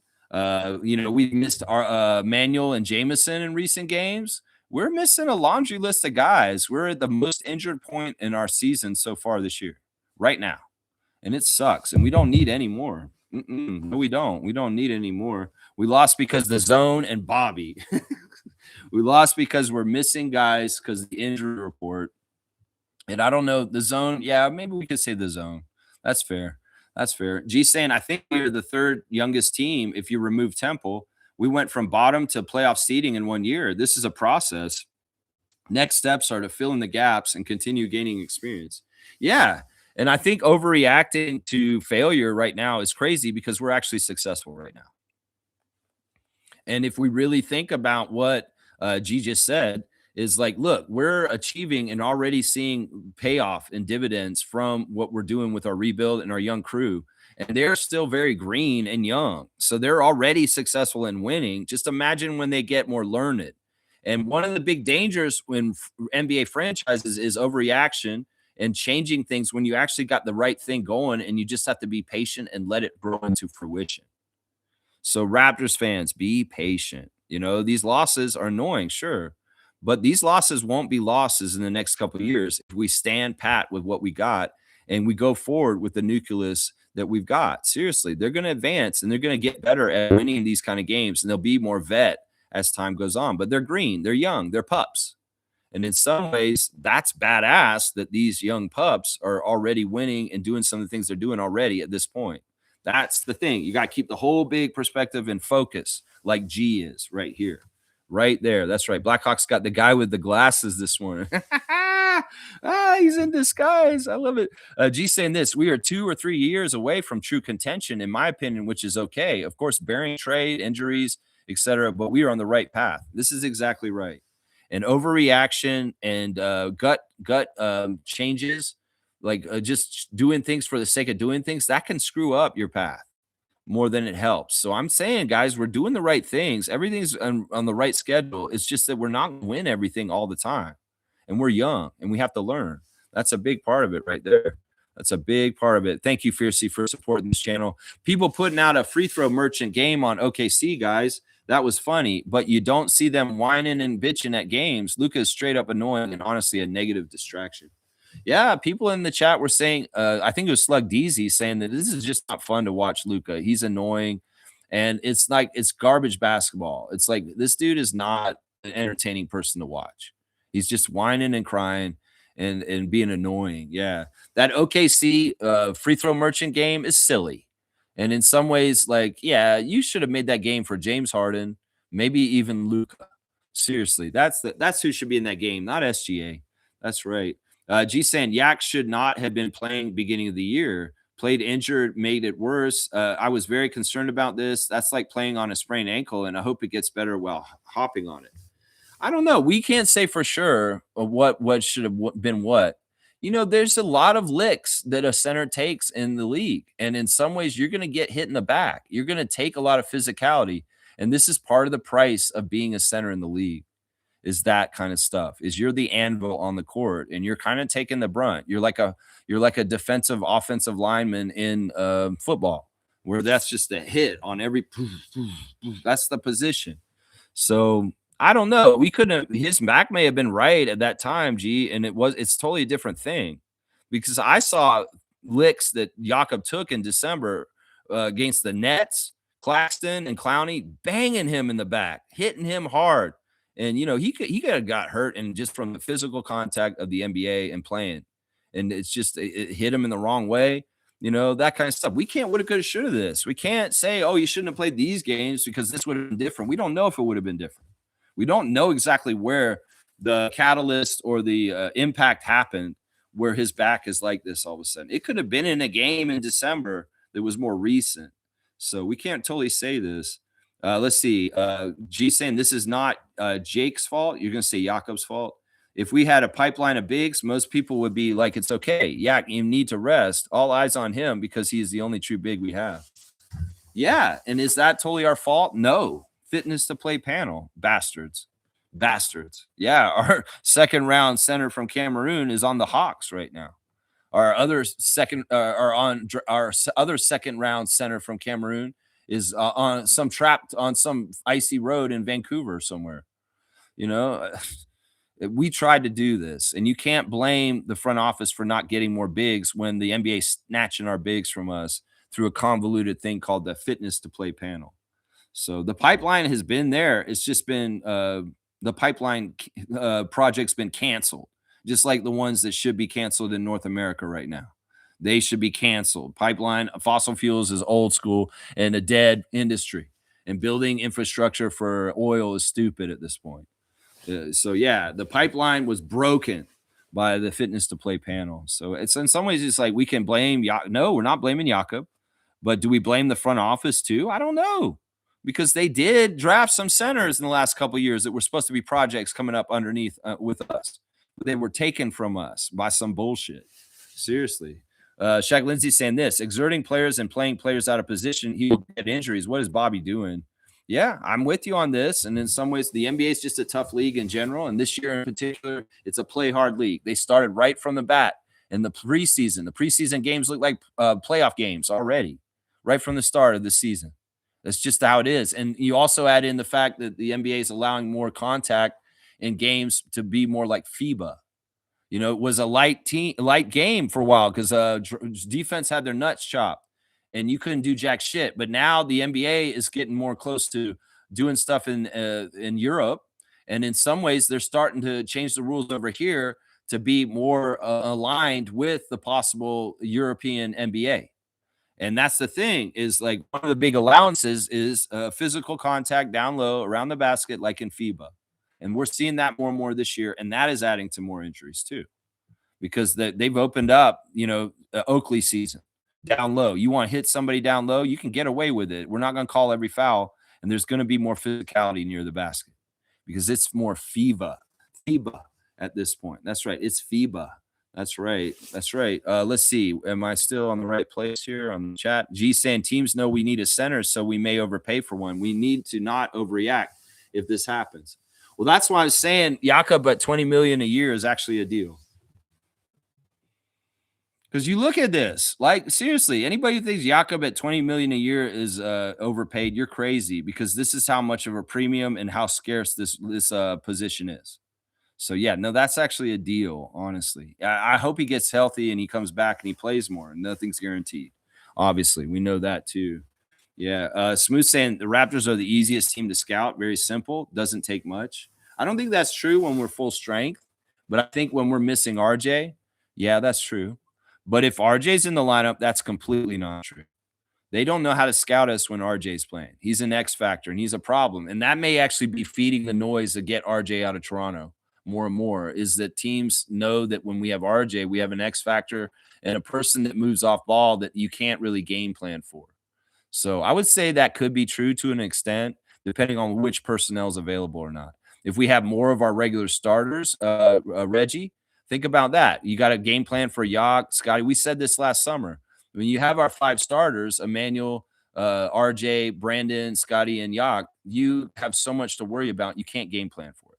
But if you have these guys out and you have it only focused on Brandon and Scotty, well, you can game plan a bit better for that, but not with RJ and Yak out there also, because there's problems. So some of it is the injuries. It's easy to game plan for the Raptors when they're missing some of their full complement. That's it right there. That's right. Piercy saying lethal shooter over the NOAA system. You put NOLA system. I know you mean NOAA system. Mr. Quasimodo saying after looking at the replay, Lakers pretty much played a perfect game. Interesting. You think that? I don't think they did. I think that we played very well early, but we got worse and worse as the game went on.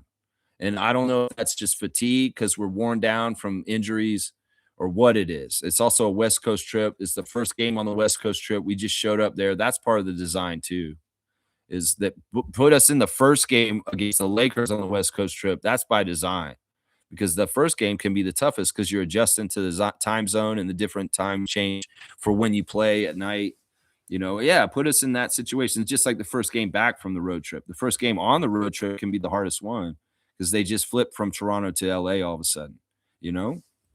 Now, playing the other teams out west, it may be easier because we're adjusted and we're out there now. Yeah, Mr. Quasimodo is saying, man, the way the league sets us up is to be toxic. They're not trying to make it easy. That's why we have to be that much of above and beyond. It's just like in regular life, guys. There's people that are going to have things laid out for them easy because of privilege. And there's going to be people that have to do hard extra things to get to where they want to go to the same place. And they have to work harder and do that. That's just part of this. It's a very good evidence and proof of privilege in this world that, you know, some teams are going to have red carpets laid out for them in the NBA, and some teams are going to have it harder to go through to get what they need to get. And that's just life in some ways. That's an evidence of the whole concept of privilege in this world. And you can look at it with individuals in this world too, man. Yeah, Shaq Lindsay saying we need Cam Thomas. I don't agree with that. We need a healthy RJ. That's what we need. We don't need Cam Thomas. G saying this: once the center spot is fixed and our youth are peaking, trust we will destroy the Lakers and others. Even in these nasty losses, you see our gems, and Colin Murray-Boyles is going to be a beast for us. Yeah, I mean, the rest of the league's definitely seeing Colin. They're like, wow, this guy's really good.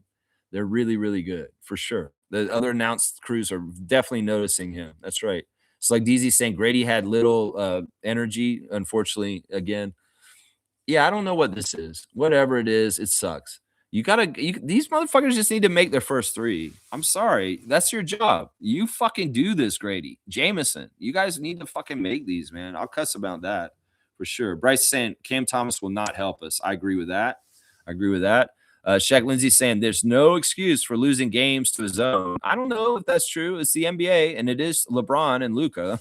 A zone is basically a poor man's defense. It's a lazy attempt to play defense on the other end. And if you don't have the right roster makeup, then you will. I don't see the rest of your comments. I mean, once again, the zone defense has its own characteristics on different levels of skill in basketball.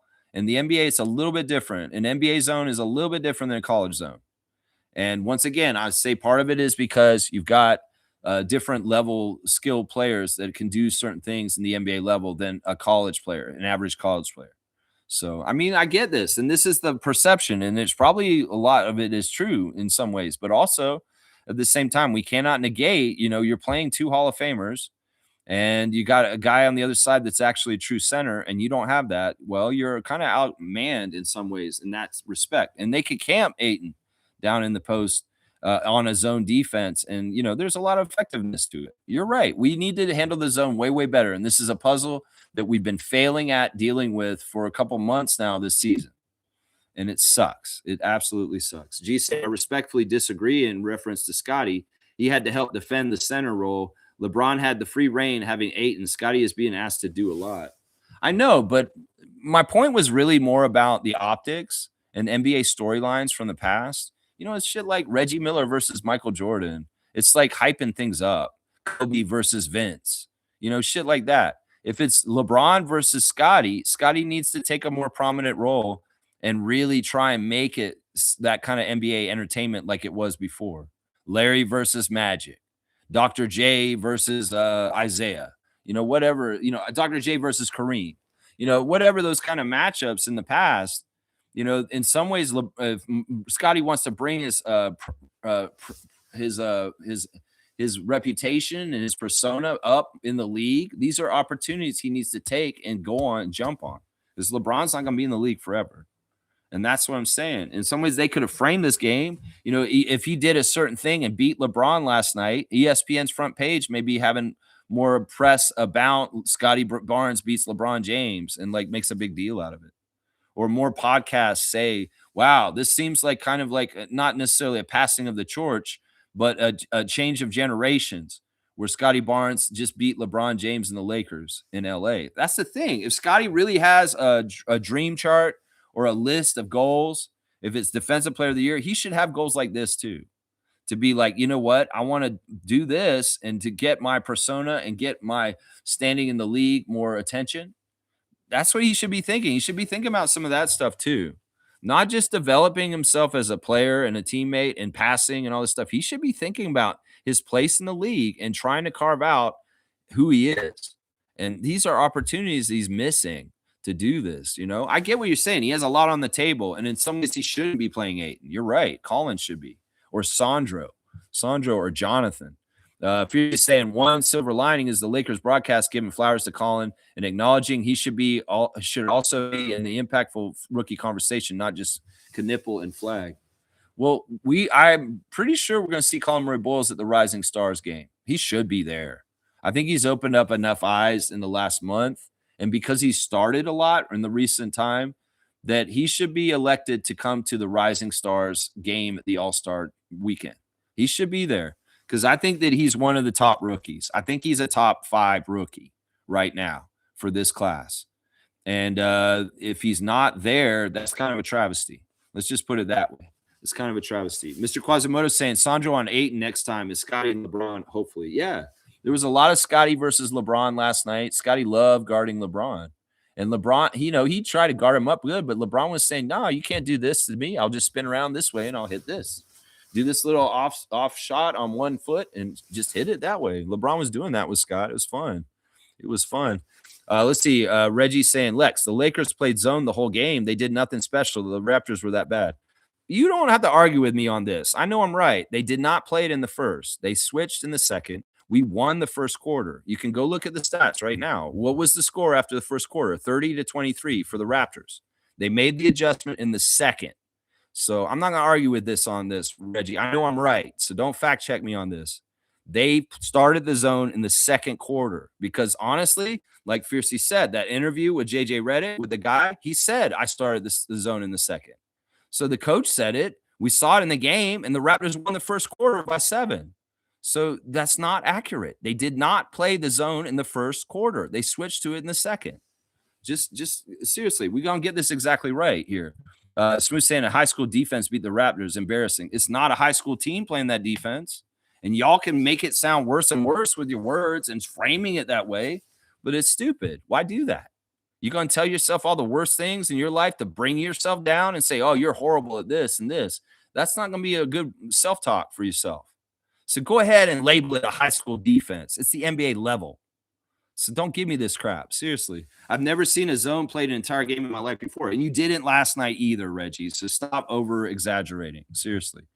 G saying this is why we need RJ. He attacks the rim and kicks out. But some Raptors fans are still undervaluing him, which I do not understand why. It's not that they're undervaluing him. It's just that our enemies want us to trade him. And even the broadcast is putting him on graphics and saying what's going to happen to the trade deadline. And they're showing 3 Raptors, Quickly, Barrett, and Pirtle. And Lewinberg said this basically. And I love what Lewinberg said when he was at the beginning of the game. He's talking about the Raptors and the trade deadline. He's saying, the Raptors are doing their due diligence to look around the league and inquire about everything. That's the GM's job. And I would say this also, that even though there's rumors by Mark Stein and Jake Fisher saying that Bobby Webster's called other teams, that's his job. And he probably calls everybody and he feels out everybody for what's possible. Doesn't mean he's going to make any deals. And that's what Josh said also. It's like, this is the first trade deadline that Bobby Webster is without Masai Ujiri, and he has a chance to define himself from him. We'll have to see what he does.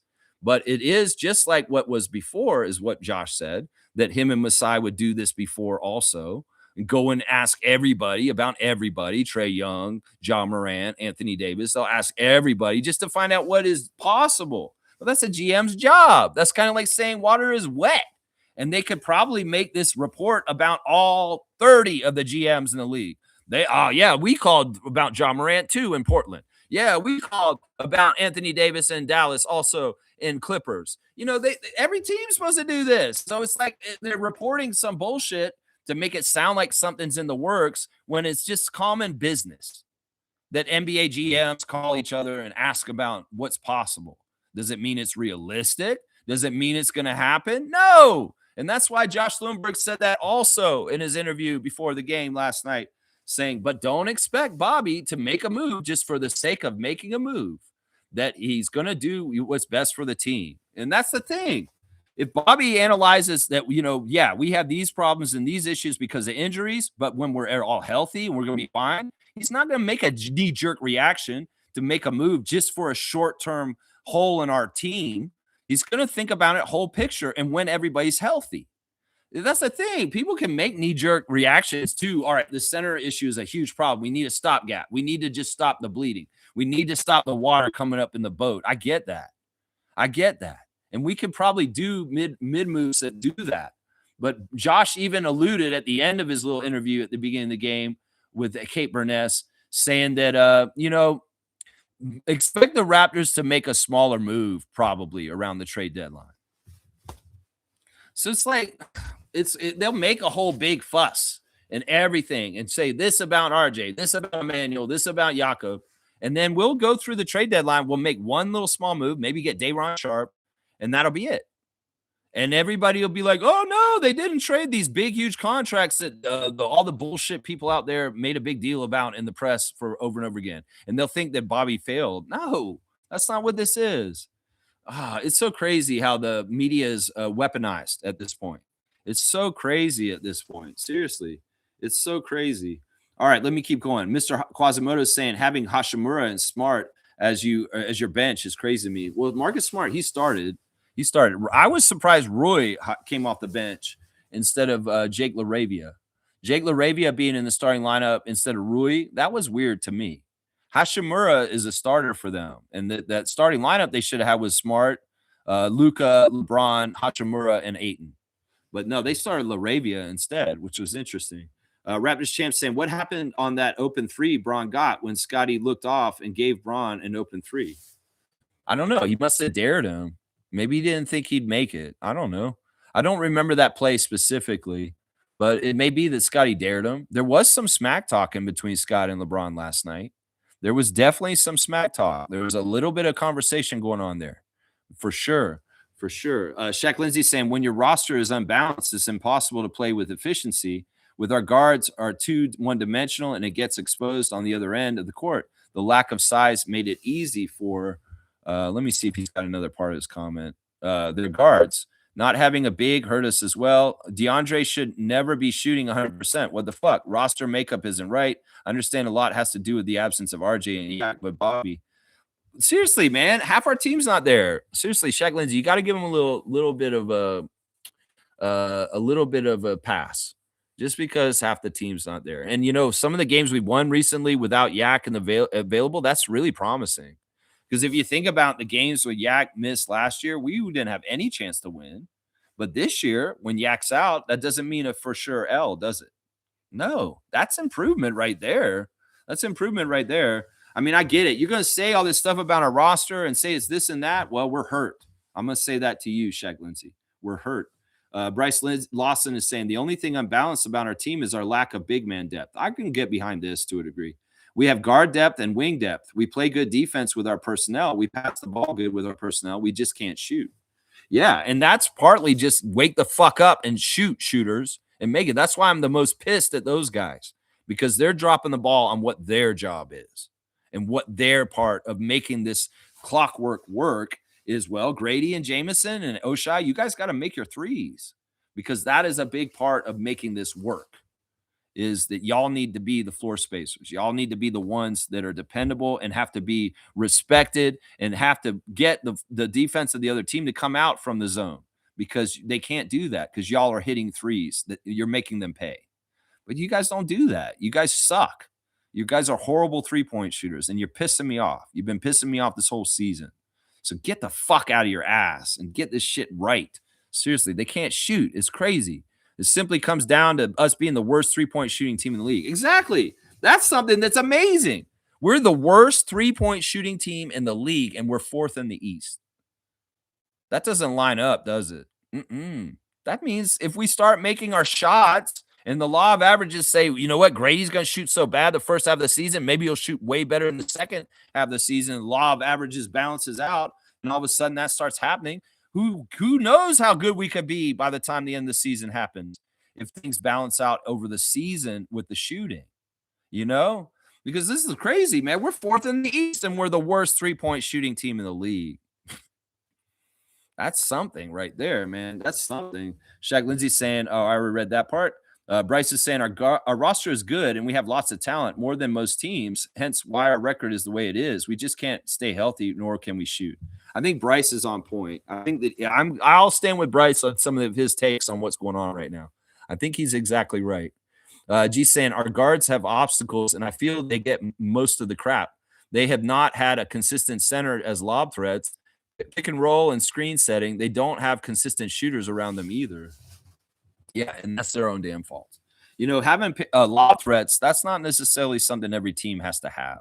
That whole lob threat thing, in some ways, it's nice to have it. It's a bonus to have it. But everybody who said, oh, we need lob threats, that's just mandatory. That's not mandatory. That's never been a mandatory thing that an NBA team has. That's maybe an extra. Pick and roll. I would love them to play more 2-man pick and roll instead of the offense that goes all over the place and all around like that. I feel like there's a really, like we said just now, we have a very talented team that has been winning despite a lot of things. That that talent can be utilized in very potent 2-man games. I've been saying this for a couple of years that I'd love to see way more pick and roll and way more action with people like Scotty and RJ working off each other, or Scotty and Colin, or Jakob and IQ. But of course, we need these guys to be healthy to do this, right? Right. Shaq Lindsay saying, where is our contingency plan? Why is it that backup can't make up for the loss of these two players? Well, what is the urgency? Shaq Lindsay, what is the urgency here? You see, y'all are manufacturing a lot of urgency in Raptors Nation that's unnecessary. Do we need this urgency right this second? Are we right at the cusp of Larry O'Brien? No. We're a rebuilding team and a work in progress. And in that contingency plan that you're talking about, well, we should have that when we're very close to striking for the Larry O'Brien. But we're not. We're not. We're in the middle of a rebuild. We're not in the very losing part of the rebuild at the beginning. We're in the middle of it, where we're winning, but we're not right, and we're still young, and we need time to develop. So there's no urgency. That's the one thing that Raptors Nation needs to stop getting involved in, is a sense of urgency that is just not necessary right now. We can be patient. We can be fine with exactly who we are right now, and there's no reason to be absolutely perfect. There's no reason to go crazy and be like, we need to urgently do this. Where's our contingency? Where's this? We can be who we are and go through this and just grow from it. And, as time goes on, this stuff will get figured out. That's the one thing I think that is the biggest problem with Raptors Nation, is they want everything all at once, all now. And this is not what this is.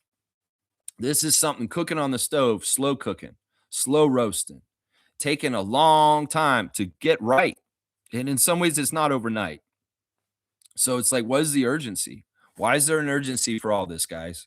Can't we just go forward and discover and experiment and learn right now? And then when we have a more realistic chance to be a true contender in the NBA, then maybe the urgency is a little bit more stronger about this kind of stuff. Because right now, it's a fact-finding mission. It's discovery. It's exploring. It's learning. It's developing. And it's not execute perfectly. Let's win every game. Let's be a true championship contender right at the top. No, we've got progress this year and in a positive direction. And we've got to understand that we're not at that level yet to be that point, to be that finished product to be a championship yet. We're not there yet. Bryce is saying we are missing Jacoby as well. Yeah, Jacoby would be helping with some of these threes and the scoring for sure.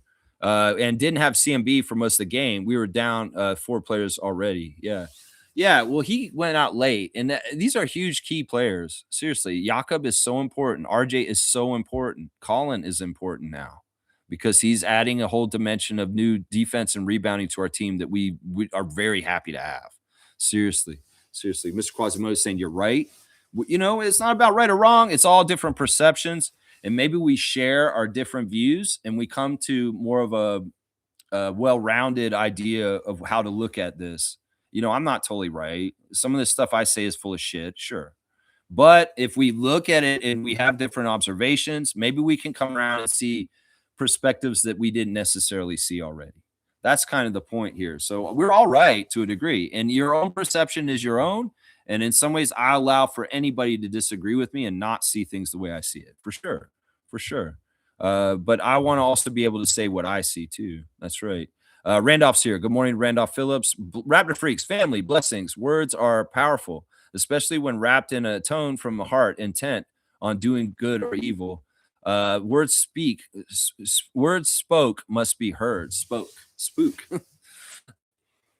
Your self-talk is important. And that's why kind of what I was saying earlier about Kareem is like, if you tell yourself certain things, that'll be the reality. So make sure you're telling yourself the reality that is for you and is for your team and is for good things.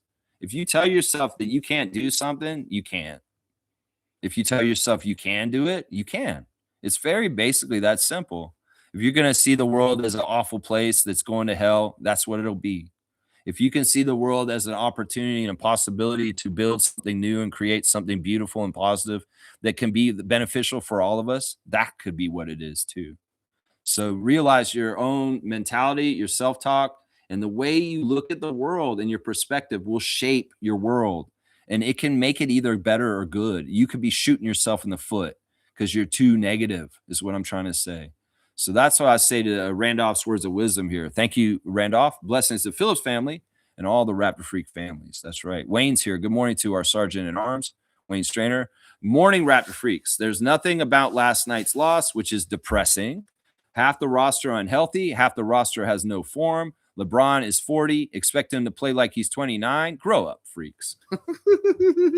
Sergeant Wayne is coming in as a stern, mature voice and saying, guys, just read the room, understand what this is, take the L, and let's move on. That I like it. I like it in some ways. Kareem saying, I'll do a better job keeping the spirits up high in the Discord. I don't want anyone to feel like I'm hating on my beloved Raptors. I know your heart is the right place.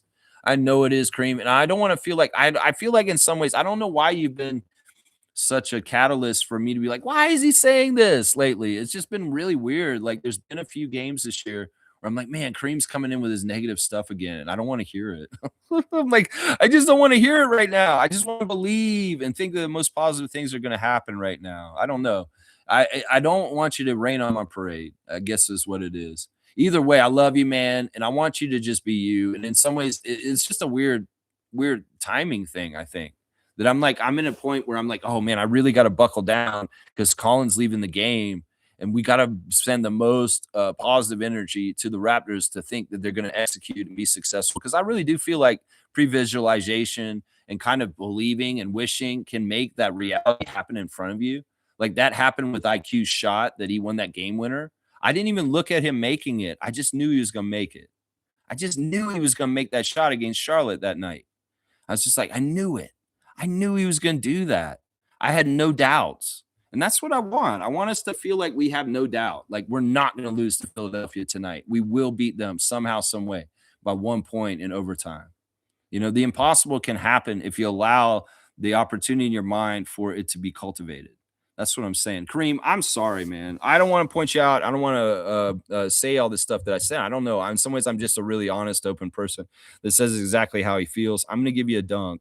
Because in some ways it's not fair to you. I shouldn't be pinpointing you out like this because it's not you, bro. It's just the game. It's just how it happened. 12, you got the Colin Murray-Boyles, man. You got the CMB. There you go. G saying, for me personally, as a positive person, if I set up an expectation that I feel is realistic, as in when Colin left, it actually tempers my expectations and puts me in a better mood. Yeah, I really feel like, you know, the Raptors had a chance still. Like my thinking was, all right, Colin's out. This is bad. But hopefully Jonathan can come in and do the job adequately and be enough of a stopgap. And we just keep moving and we keep scoring. But alas, our offense completely sputtered and absolutely went out the window for the fourth quarter. And you can't win if you're not going to score any points. I mean, that's the biggest problem there. You know, a little bit of credit to the Lakers. Besides that it was a zone, they intensified their defense in the fourth quarter.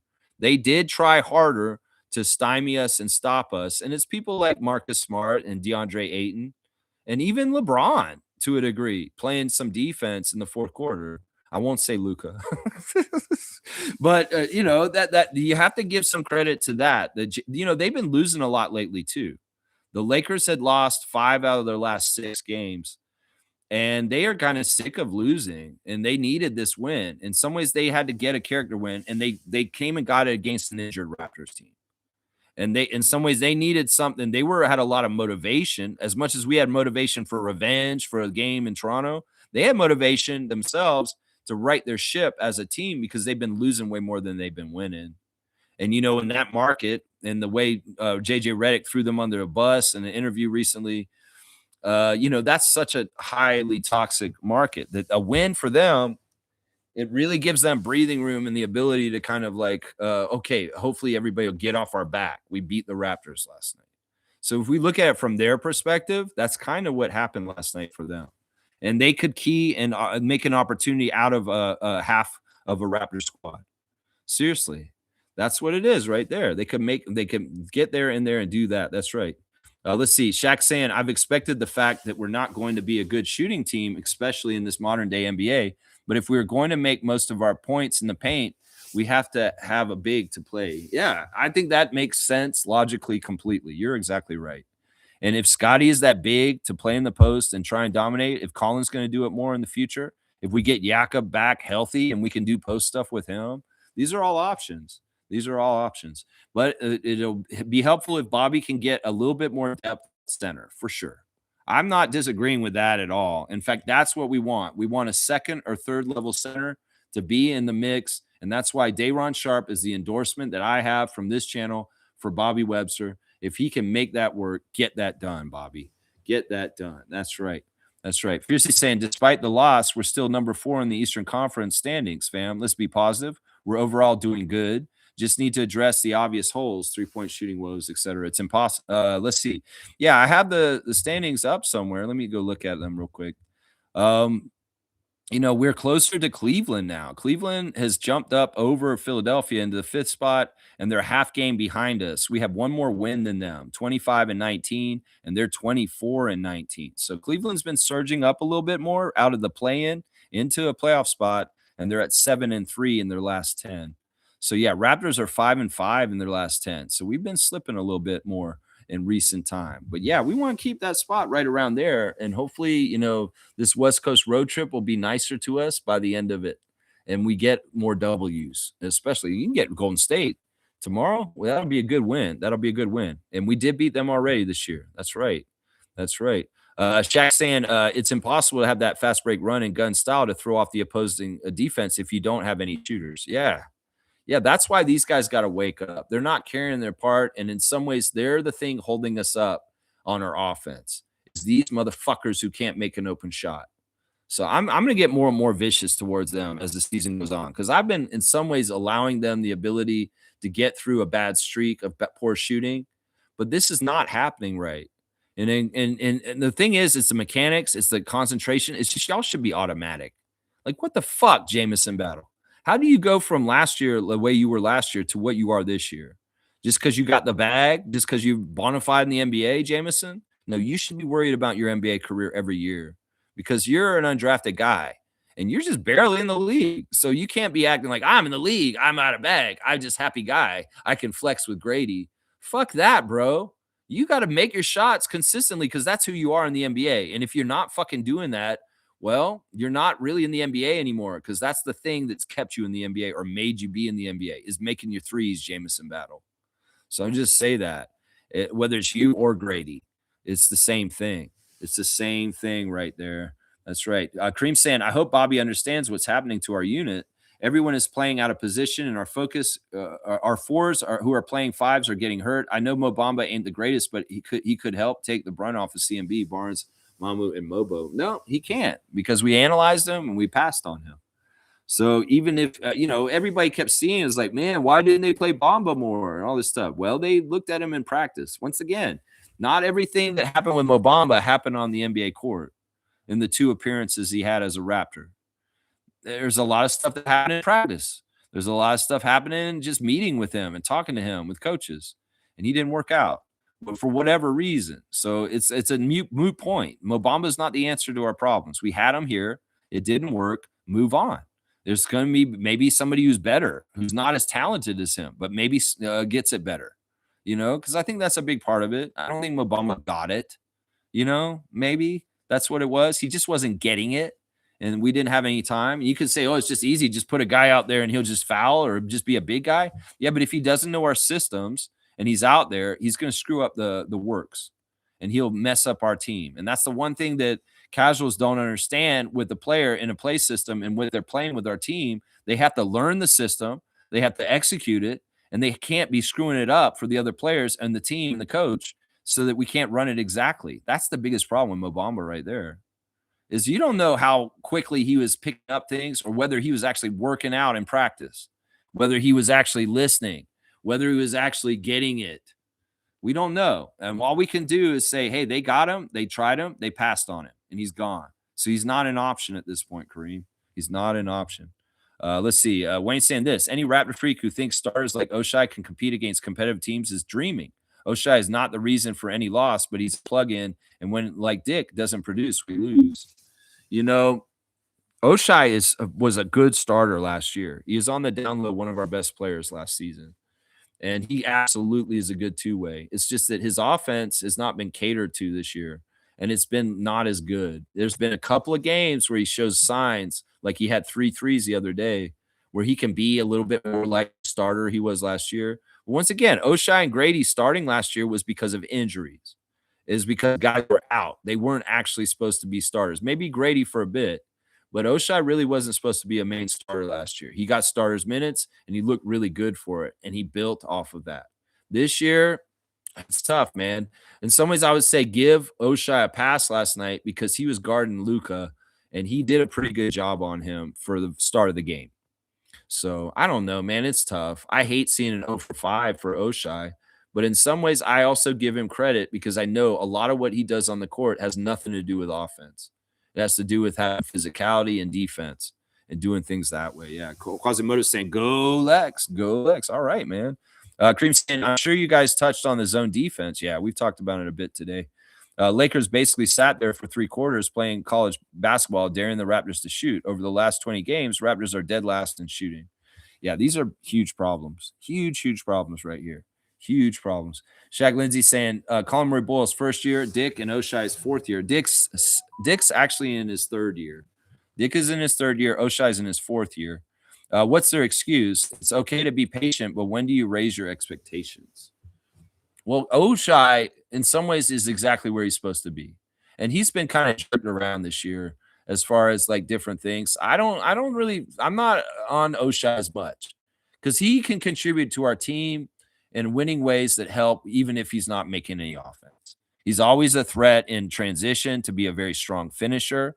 And if he makes some open threes, that's fantastic. But his bread and butter, his primary usage that's absolutely amazing, and he does consistently every time he's on the court, is trying to shut down another player. He's very much like an OG.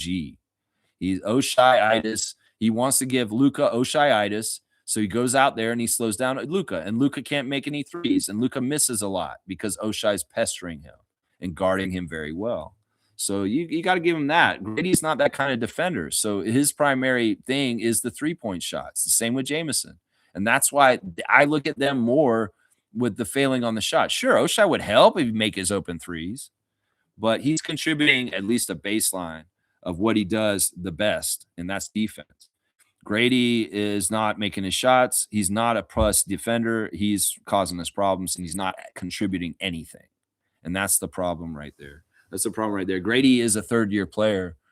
Last year, he got the start when he probably, that was just lucky. He was a bad team. But this year, he's not getting a start, and he's floundering as a potent off-the-bench weapon. I wanted him to be a six-man for us, even last year. I never thought he was a strong enough starter. And I was hoping that this year he'd come in oriented to be a badass six-man that comes in and gives us like 15 to 20 points off the bench every night. But he's not up for the task, and he's not figuring out how to play as a bench player. He just hasn't. And that's the adjustment he's not made very well. Paladanic, good morning to you. Thanks for the comment and the subscription. Good to see you back in here again. Wayne saying, dream on. If we had beaten the Lakers, ESPN would ignore the Raptors. No news that would have been made out in their eyes. No, I mean, if Scotty had done it in such an ostentatious way, like such a prominent way, that it could not be ignored. There's like Scotty comes out there and drops a 40 game for the first time in his career and beats LeBron in a dramatic fashion. They could actually put this as a dramatic kind of storyline and highlight and make something out of it. We could at least up here in Toronto. I mean, this is the kind of shit that made Vince the most popular player in the league. This is the kind of shit that made him the top vote getter in the All-Star voting. This is the kind of stuff that put Toronto on the map. Was Vince Carter was that kind of level of high-level player on a high-profile stage, and he dropped 50 on ESP, on NBC, on NBA, NBC, on a Phoenix game on a Sunday afternoon, first time national television in the NBA. What? That's what I'm saying. He rose to the occasion. He rose to the stakes. He rose to the settings. He said, oh, this is the first time the Raptors will be on NBC on Sunday. I went to this game myself. I watched it. I saw it in the crowd. And Vince went and got 50 and made a big deal because it's the big spotlight, the big stage. Scotty, in some ways, he's so unselfish. In some ways, that's his excuse for not going above and beyond and trying to push himself, his own self personally. It's annoying because honestly, he's so unselfish. It pisses me off. I wish he'd be more selfish. Like, Scotty, seriously, you're up against LeBron. Go get a 40. If you got a 50 piece against LeBron last night, yeah, they'd be talking about it, Scotty. They'd be talking about it. And it's not that you're not capable. It's just that for 4 quarters, you have to really want to go get scores. And you could do it. You could do it. I want to see you try that, Scott. I want to see you try that. I want to see you get out there and say, it's on me tonight, guys. Y'all are not doing jack shit. We're feeding it to me over and over again. Then I'm fucking going for 50. I'd love to see you do that just once. If the matchup permits it and it makes sense for the game plan and it won't take away from the whole thing and it adds to winning, I would love to see this. But it's not in the cards with him. He doesn't have that. And it sucks because in some ways that will limit his ceiling. You know, you can be the all-around player and the exact person you are right now, Scott, and do this just on a special occasion and you get more notoriety. You know, I say this right now, and if anybody around Scotty's camp or listen to me, you can come back around and say this shit to Scott. You know, if you do this in the near future, I'll be like, yeah, somebody's listening to me. Seriously, somebody's listening to me. Yeah, Avia's here. Great, good. All right, good to see you again, Avia. We're always thinking about your mom. Kaloy's saying this. Morning, Lex and everyone. 2-finger salute to Josh Lewenberg. He's getting high on his own supply. He's creating narratives based on contextless trainers. Was he in on those calls with Bobby? Yeah, I was talking about this just a little while ago, Kaloy, and saying that he was actually fair about this because the one thing that Josh said that's true is that all the NBA GMs do this, and that they're making this seem special and stuff like that. But honestly, they could be making this hyped up stuff about Bobby's calling around the league and asking about all these deals. All the GMs do this, so it's silly. I do like that Lewenberg ended that report with saying, "Don't expect him to do a huge deal, Raptors fans. Expect something small." So, I mean, it is annoying that he's flashing our guys' face on the TV and saying trade targets or possibly trying to unload them. And then he even says some dumb shit like they tried to move Emmanuel and Jakob, but nobody wants their contract. You know, that bullshit. Yeah, that's unnecessary. 2-finger salute for that. But, Josh, for the most part, he's informing and he's kind of tempering expectations and just he has to do his job.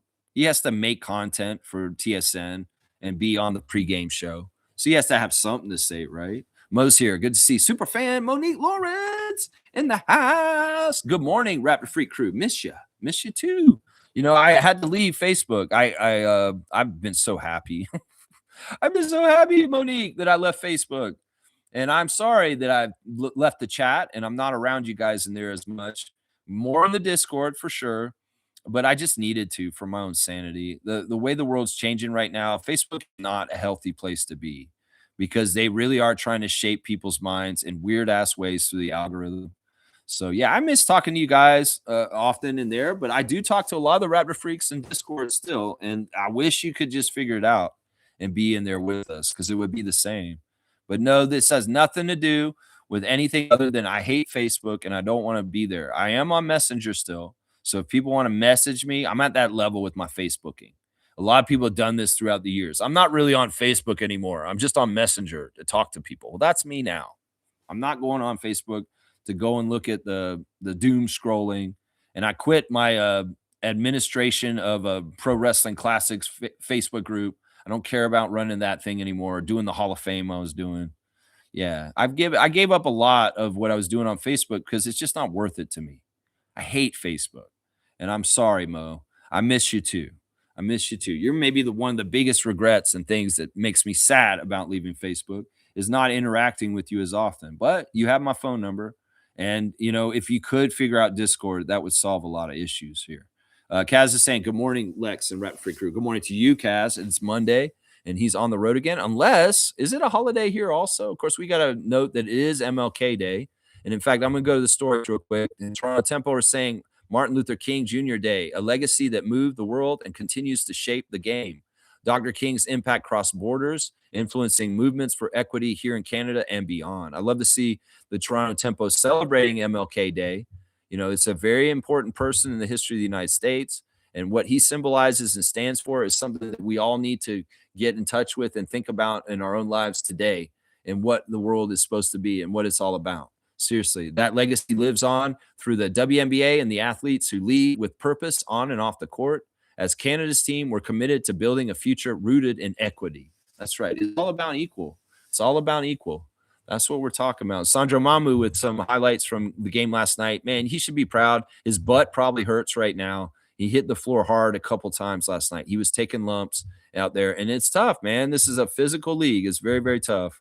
Let's see what else. We got Jonathan Mobo getting a dunk in the game from last night on his Instagram. He's showing a picture of that. He was probably just so happy he got in the game and got to guard LeBron and Luka for a while last night. That's pretty awesome. Where in the world is Serge Ibaka? He's still in Morocco at that soccer tournament, checking it out, and he's at the field and watching that. Yeah, we'll check out where in the world Serge Ibaka is. He's in Marrakesh. That's where he is. Norman Powell with a high he got to an accolade last night of 9,000 career points for Norman Powell in the NBA. 9,000 career points for Norm as of last night. Gary's celebrating his birthday with all kinds of people, including his lady and King Bolton and all kinds of other good friends that Gary Trent Jr. has. Lots of cool pictures from his past and different places. Yeah, we love our legacy player, Gary Trent Jr. here in Toronto. Yeah, we do still love you up here, Gary. Don't forget that. And after you're done playing, know that you can come through Toronto and you will be a loved one. So don't do anything to burn the bridge with Toronto. I know you haven't. You'll have that good when you're all said and done, and you can circle back through with your dad, and we'll see both the Trents coming through. That's right. Coco Wade still saying happy birthday to Jet. It was his 10th birthday yesterday. James Wade's son.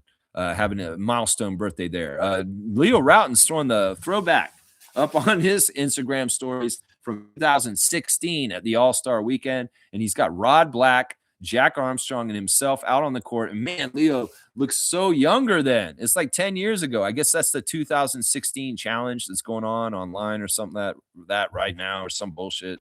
Let's see what else we got. Jameson battles on the balcony at his hotel room with shorts on. Yeah, make your threes. That's all I have to say to you, Jameson. Kelly Olynyk wearing a green shirt with his long hair. And that's it. That's the Instagram stories for today. Yeah, it's MLK Day, and the Raptors are not playing today, and neither are the 905. So there's one of these rare days where there's no basketball to watch right now for either Raptor team today. But we'll be back in action tomorrow against the Golden State Warriors, and I'll have the preview tomorrow for that game. That's right. Kaloy saying the Raptors are playing the best basketball in years, and Jay Lewenberg's making it seem the front office is failing. That's not kind of what he said, Kaloy. He said he was basically talking about how the Raptors front office are going to delineate the new era of just Bobby and no Masai, and we'll just have to see how he does things. There's still like 3 weeks before this trade deadline's done, which is annoying. I wish it was sooner. And this whole phenomena of the trade deadline and years has just gotten worse and worse.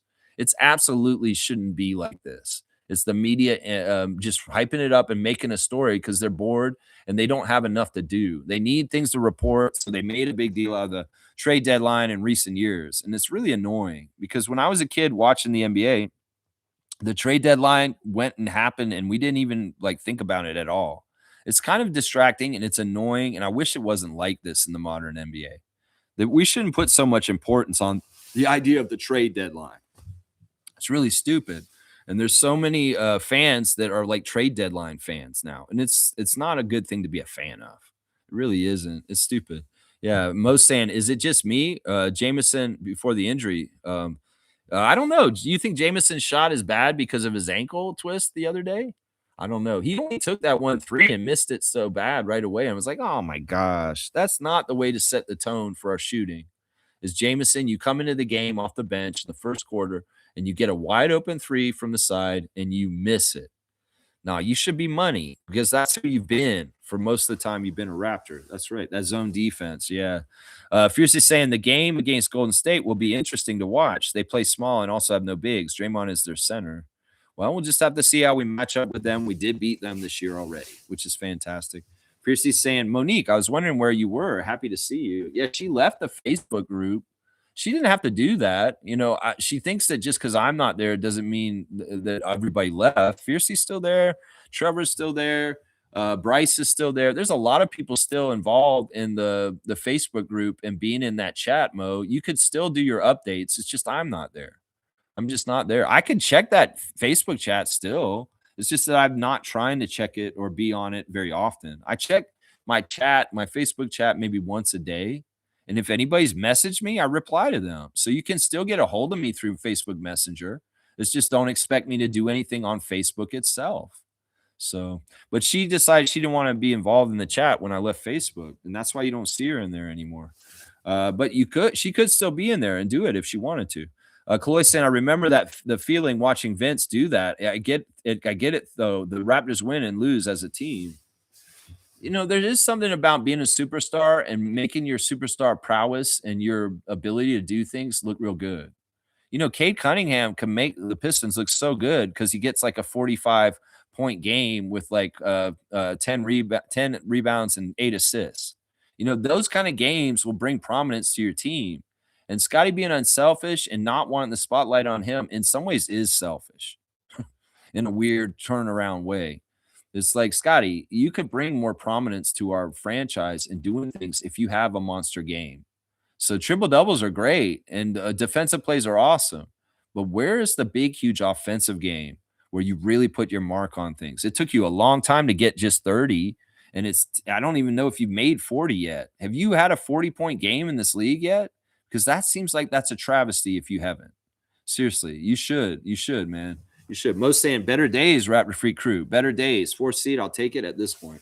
That's exactly right, Mo. Let's keep it together and understand our years being very successful, and we're on good progress with our rebuild in the direction we're going. And that's the most important thing right there. That's it. Yeah, Stargate saying, I'm late. I missed the game last night, but I saw the no storage replay on Raptors NBA TV. Yeah, it was tough, Stargate. It was tough. I didn't see you in the Discord last night. It is what it is. It's just another game. And we play it, we move on, we learn, and we move on. That's what it is.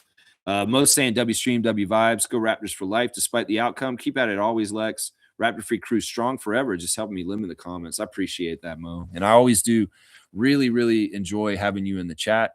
And I miss you when you're not here. I do. All right. Straight goods on Canadian goods, guys. Cover Bridge. You know, if I have like a main sponsor of this channel, it's probably Cover Bridge potato chips. Because, you know, we don't need Frito-Lay. We don't need any of these other companies. This is a straight up Canadian potato chip company that makes some fantastic potato chips. If you don't have Cover Bridge at your local convenience store or grocery store, tell them you want it, that you demand it. Come in there and say, I'm not coming to your store ever again until you get Cover Bridge stocked in your store because I want to buy Canadian potato chips. 100% Canadian potato chips. This company is so Canadian. It is as Canadian as it can be. See that maple leaf in the corner there? This is all within the province. So, yeah, Cover Bridge. This is an all dressed bag. Ooh, that's a classic Canadian flavor, right? This is so good. I'm telling y'all, Cover Bridge is the best for your chips needs. Stop buying any of those American corporations. Cover Bridge has got you covered. There's your straight goods on Canadian goods real quick. All right, let me see. What else do I got in my tabs? Is there breaking news in Raptors land right now? No, not really. There's no breaking news there. Do I do Raptors Reddit? I kind of already talked about the one thing on Raptors Reddit I wanted to talk about, which was the Eric Andre meme that they have in there right now. Let's see. Did Cover Bridge. Let's do I guess we're doing we're going straight to the classic card. Oh, we had our Yahoo Fantasy League finish up yesterday. Congratulations to these teams. Amit, HC, James, Omari, Fiercey, Kareem, Jason Dukes, and myself were the winners in week 13 of our fantasy league. Week 14 starts this week. And Trucker Kaz, it looks like it's me and you once again, sir. It's me and you once again in this one. That's right. Stoppage. Yeah. All right. Let's do the classic card. And I'm going to get out of here, y'all. 2 hours and 2.5 hours. That seems about pretty good for there. Oh, wow. We might as well do this. We've got 2 days in a row of Charlotte Hornets, guys. So here is the classic card of the day. First, the person to write the full name answer will get the classic card points for today. Who knows who this player is? We've had this player before on the classic card. Let's see if anybody remembers this particular one right here. Kazakhstan, have my rosters injured. Enjoy the win, Lex. I have a lot of injuries too. I don't know if it'll be maybe pretty competitive. Kendall Gill, you got it, Slug Easy. That is Kendall Gill, of course. Kendall Gill is one of these players that had a lot of promise. He was a very good scorer. And, you know, when he played for the Nets, he probably did better there than he was on Charlotte. But, you know, Kendall Gill is a very interesting player that a lot of people forget about. So I'm going to give you 200 points for Kendall Gill today because he is somewhat of an unknown thing. Slug Deezy's on a three-game win streak on the classic card right now. He's got the last 3. So 200 points for Kendall Gill. Since I gave you 100 for Muggsy yesterday, I might as well give you 200 for Kendall. Doesn't that make sense? Yeah, there's the Kendall card. There you see. Look at that. Look at that 90s hairstyle, man. Look at that, man. That high top. Ooh-wee. That's right, man. Not like me, fam. Well, I'll have to see. I haven't really looked at it. I'll do that right after this, actually. I'll get on there and check my fantasy team for today. Actually, I better do it soon because there are afternoon games today because it's a holiday in the States, and the NBA likes to play games, day games, on Monday, MLK Day. So there may be very much ones coming up very soon. Cool Cat's here. Good morning, Raptor Free Crew on MLK Day. She comes in right when I'm signing off. You can't type fast enough? Okay. Kaz is saying, I lost to a team that's 3-9, so I'm not that optimistic. Oh, yeah, you did have an upset lose last week. I seen that. Well, we'll just have to see. We'll play it out. I have huge injuries, too. Like, I've had, like, 5 or 6 guys that are INJ on my roster right now, man. So, yeah. All right, let's get out of here, guys. Once again, my stars of the game for the game last night, Sandro Mamukelashvili taking the hard lumps and working out hard for us, getting out there. Scotty Barnes, also a star of the game, and Colin Murray-Boyles before he got put out of the game. It's too bad, man. It's too bad. Oh, you're behind. Illinois? Yeah, Kendall Gill, Illinois. That's right. That's right. Remember, Cover Bridge, all covering all your chips needs, Canadian chips. Let's go Raptors. We're going to play Golden State tomorrow. Hopefully we'll beat them. I'll have the preview tomorrow with the refs and the lineups news, all that kind of stuff. Thank you, Kaz. I appreciate that. And good luck in your matchup with me. We'll see how it all goes down. All right, guys, have a great day. Keep your heads up, Raptors fans. And remember, like, this is just a snapshot of the journey. And the whole long journey extends past this season. So any kind of, like, overreaction, urgency, concerns, or any kind of stuff, there's no timeline. In some ways, we're ahead of schedule, and we got to continue to go the way we're going. And with the rebuild, it takes time. It's slow cooks. It doesn't just happen overnight, and we're really doing well. So we just got to keep that in mind. When we see a game like this in the future that we take care of and we win, then we'll know we've arrived even more. So in some ways, these kind of losses are a good benchmark to look at and say, man, I remember when we lost a game to the Clippers, James Harden. It was stupid in overtime. And then we lost to the Lakers in LA, and man, that sucked. But man, I'm so glad our team takes care of business, has better shooting, and is doing things more correct, that we're winning these games now. That'll be the mile marker post that will show us how far we've come. So realize that this is the stage. We're a winning team. We're in the playoffs, but we're not winning these kind of games yet. But we will in the next few years. And when we do, I hope y'all will note it and you'll say something like I just said. Oh, yeah, I remember that game with James Harden in overtime. Yeah, we should have won that game. But you know what? Our team now would have won that game. That's what we have to be thinking, Raptors fans, because that'll get us closer to the second Larry O'Brien in Toronto Raptors history. All right, y'all, let's go, Raptors freaks. Let's go, Raptors champs. And I'll see you guys tomorrow, 9:30 a.m. Let's go.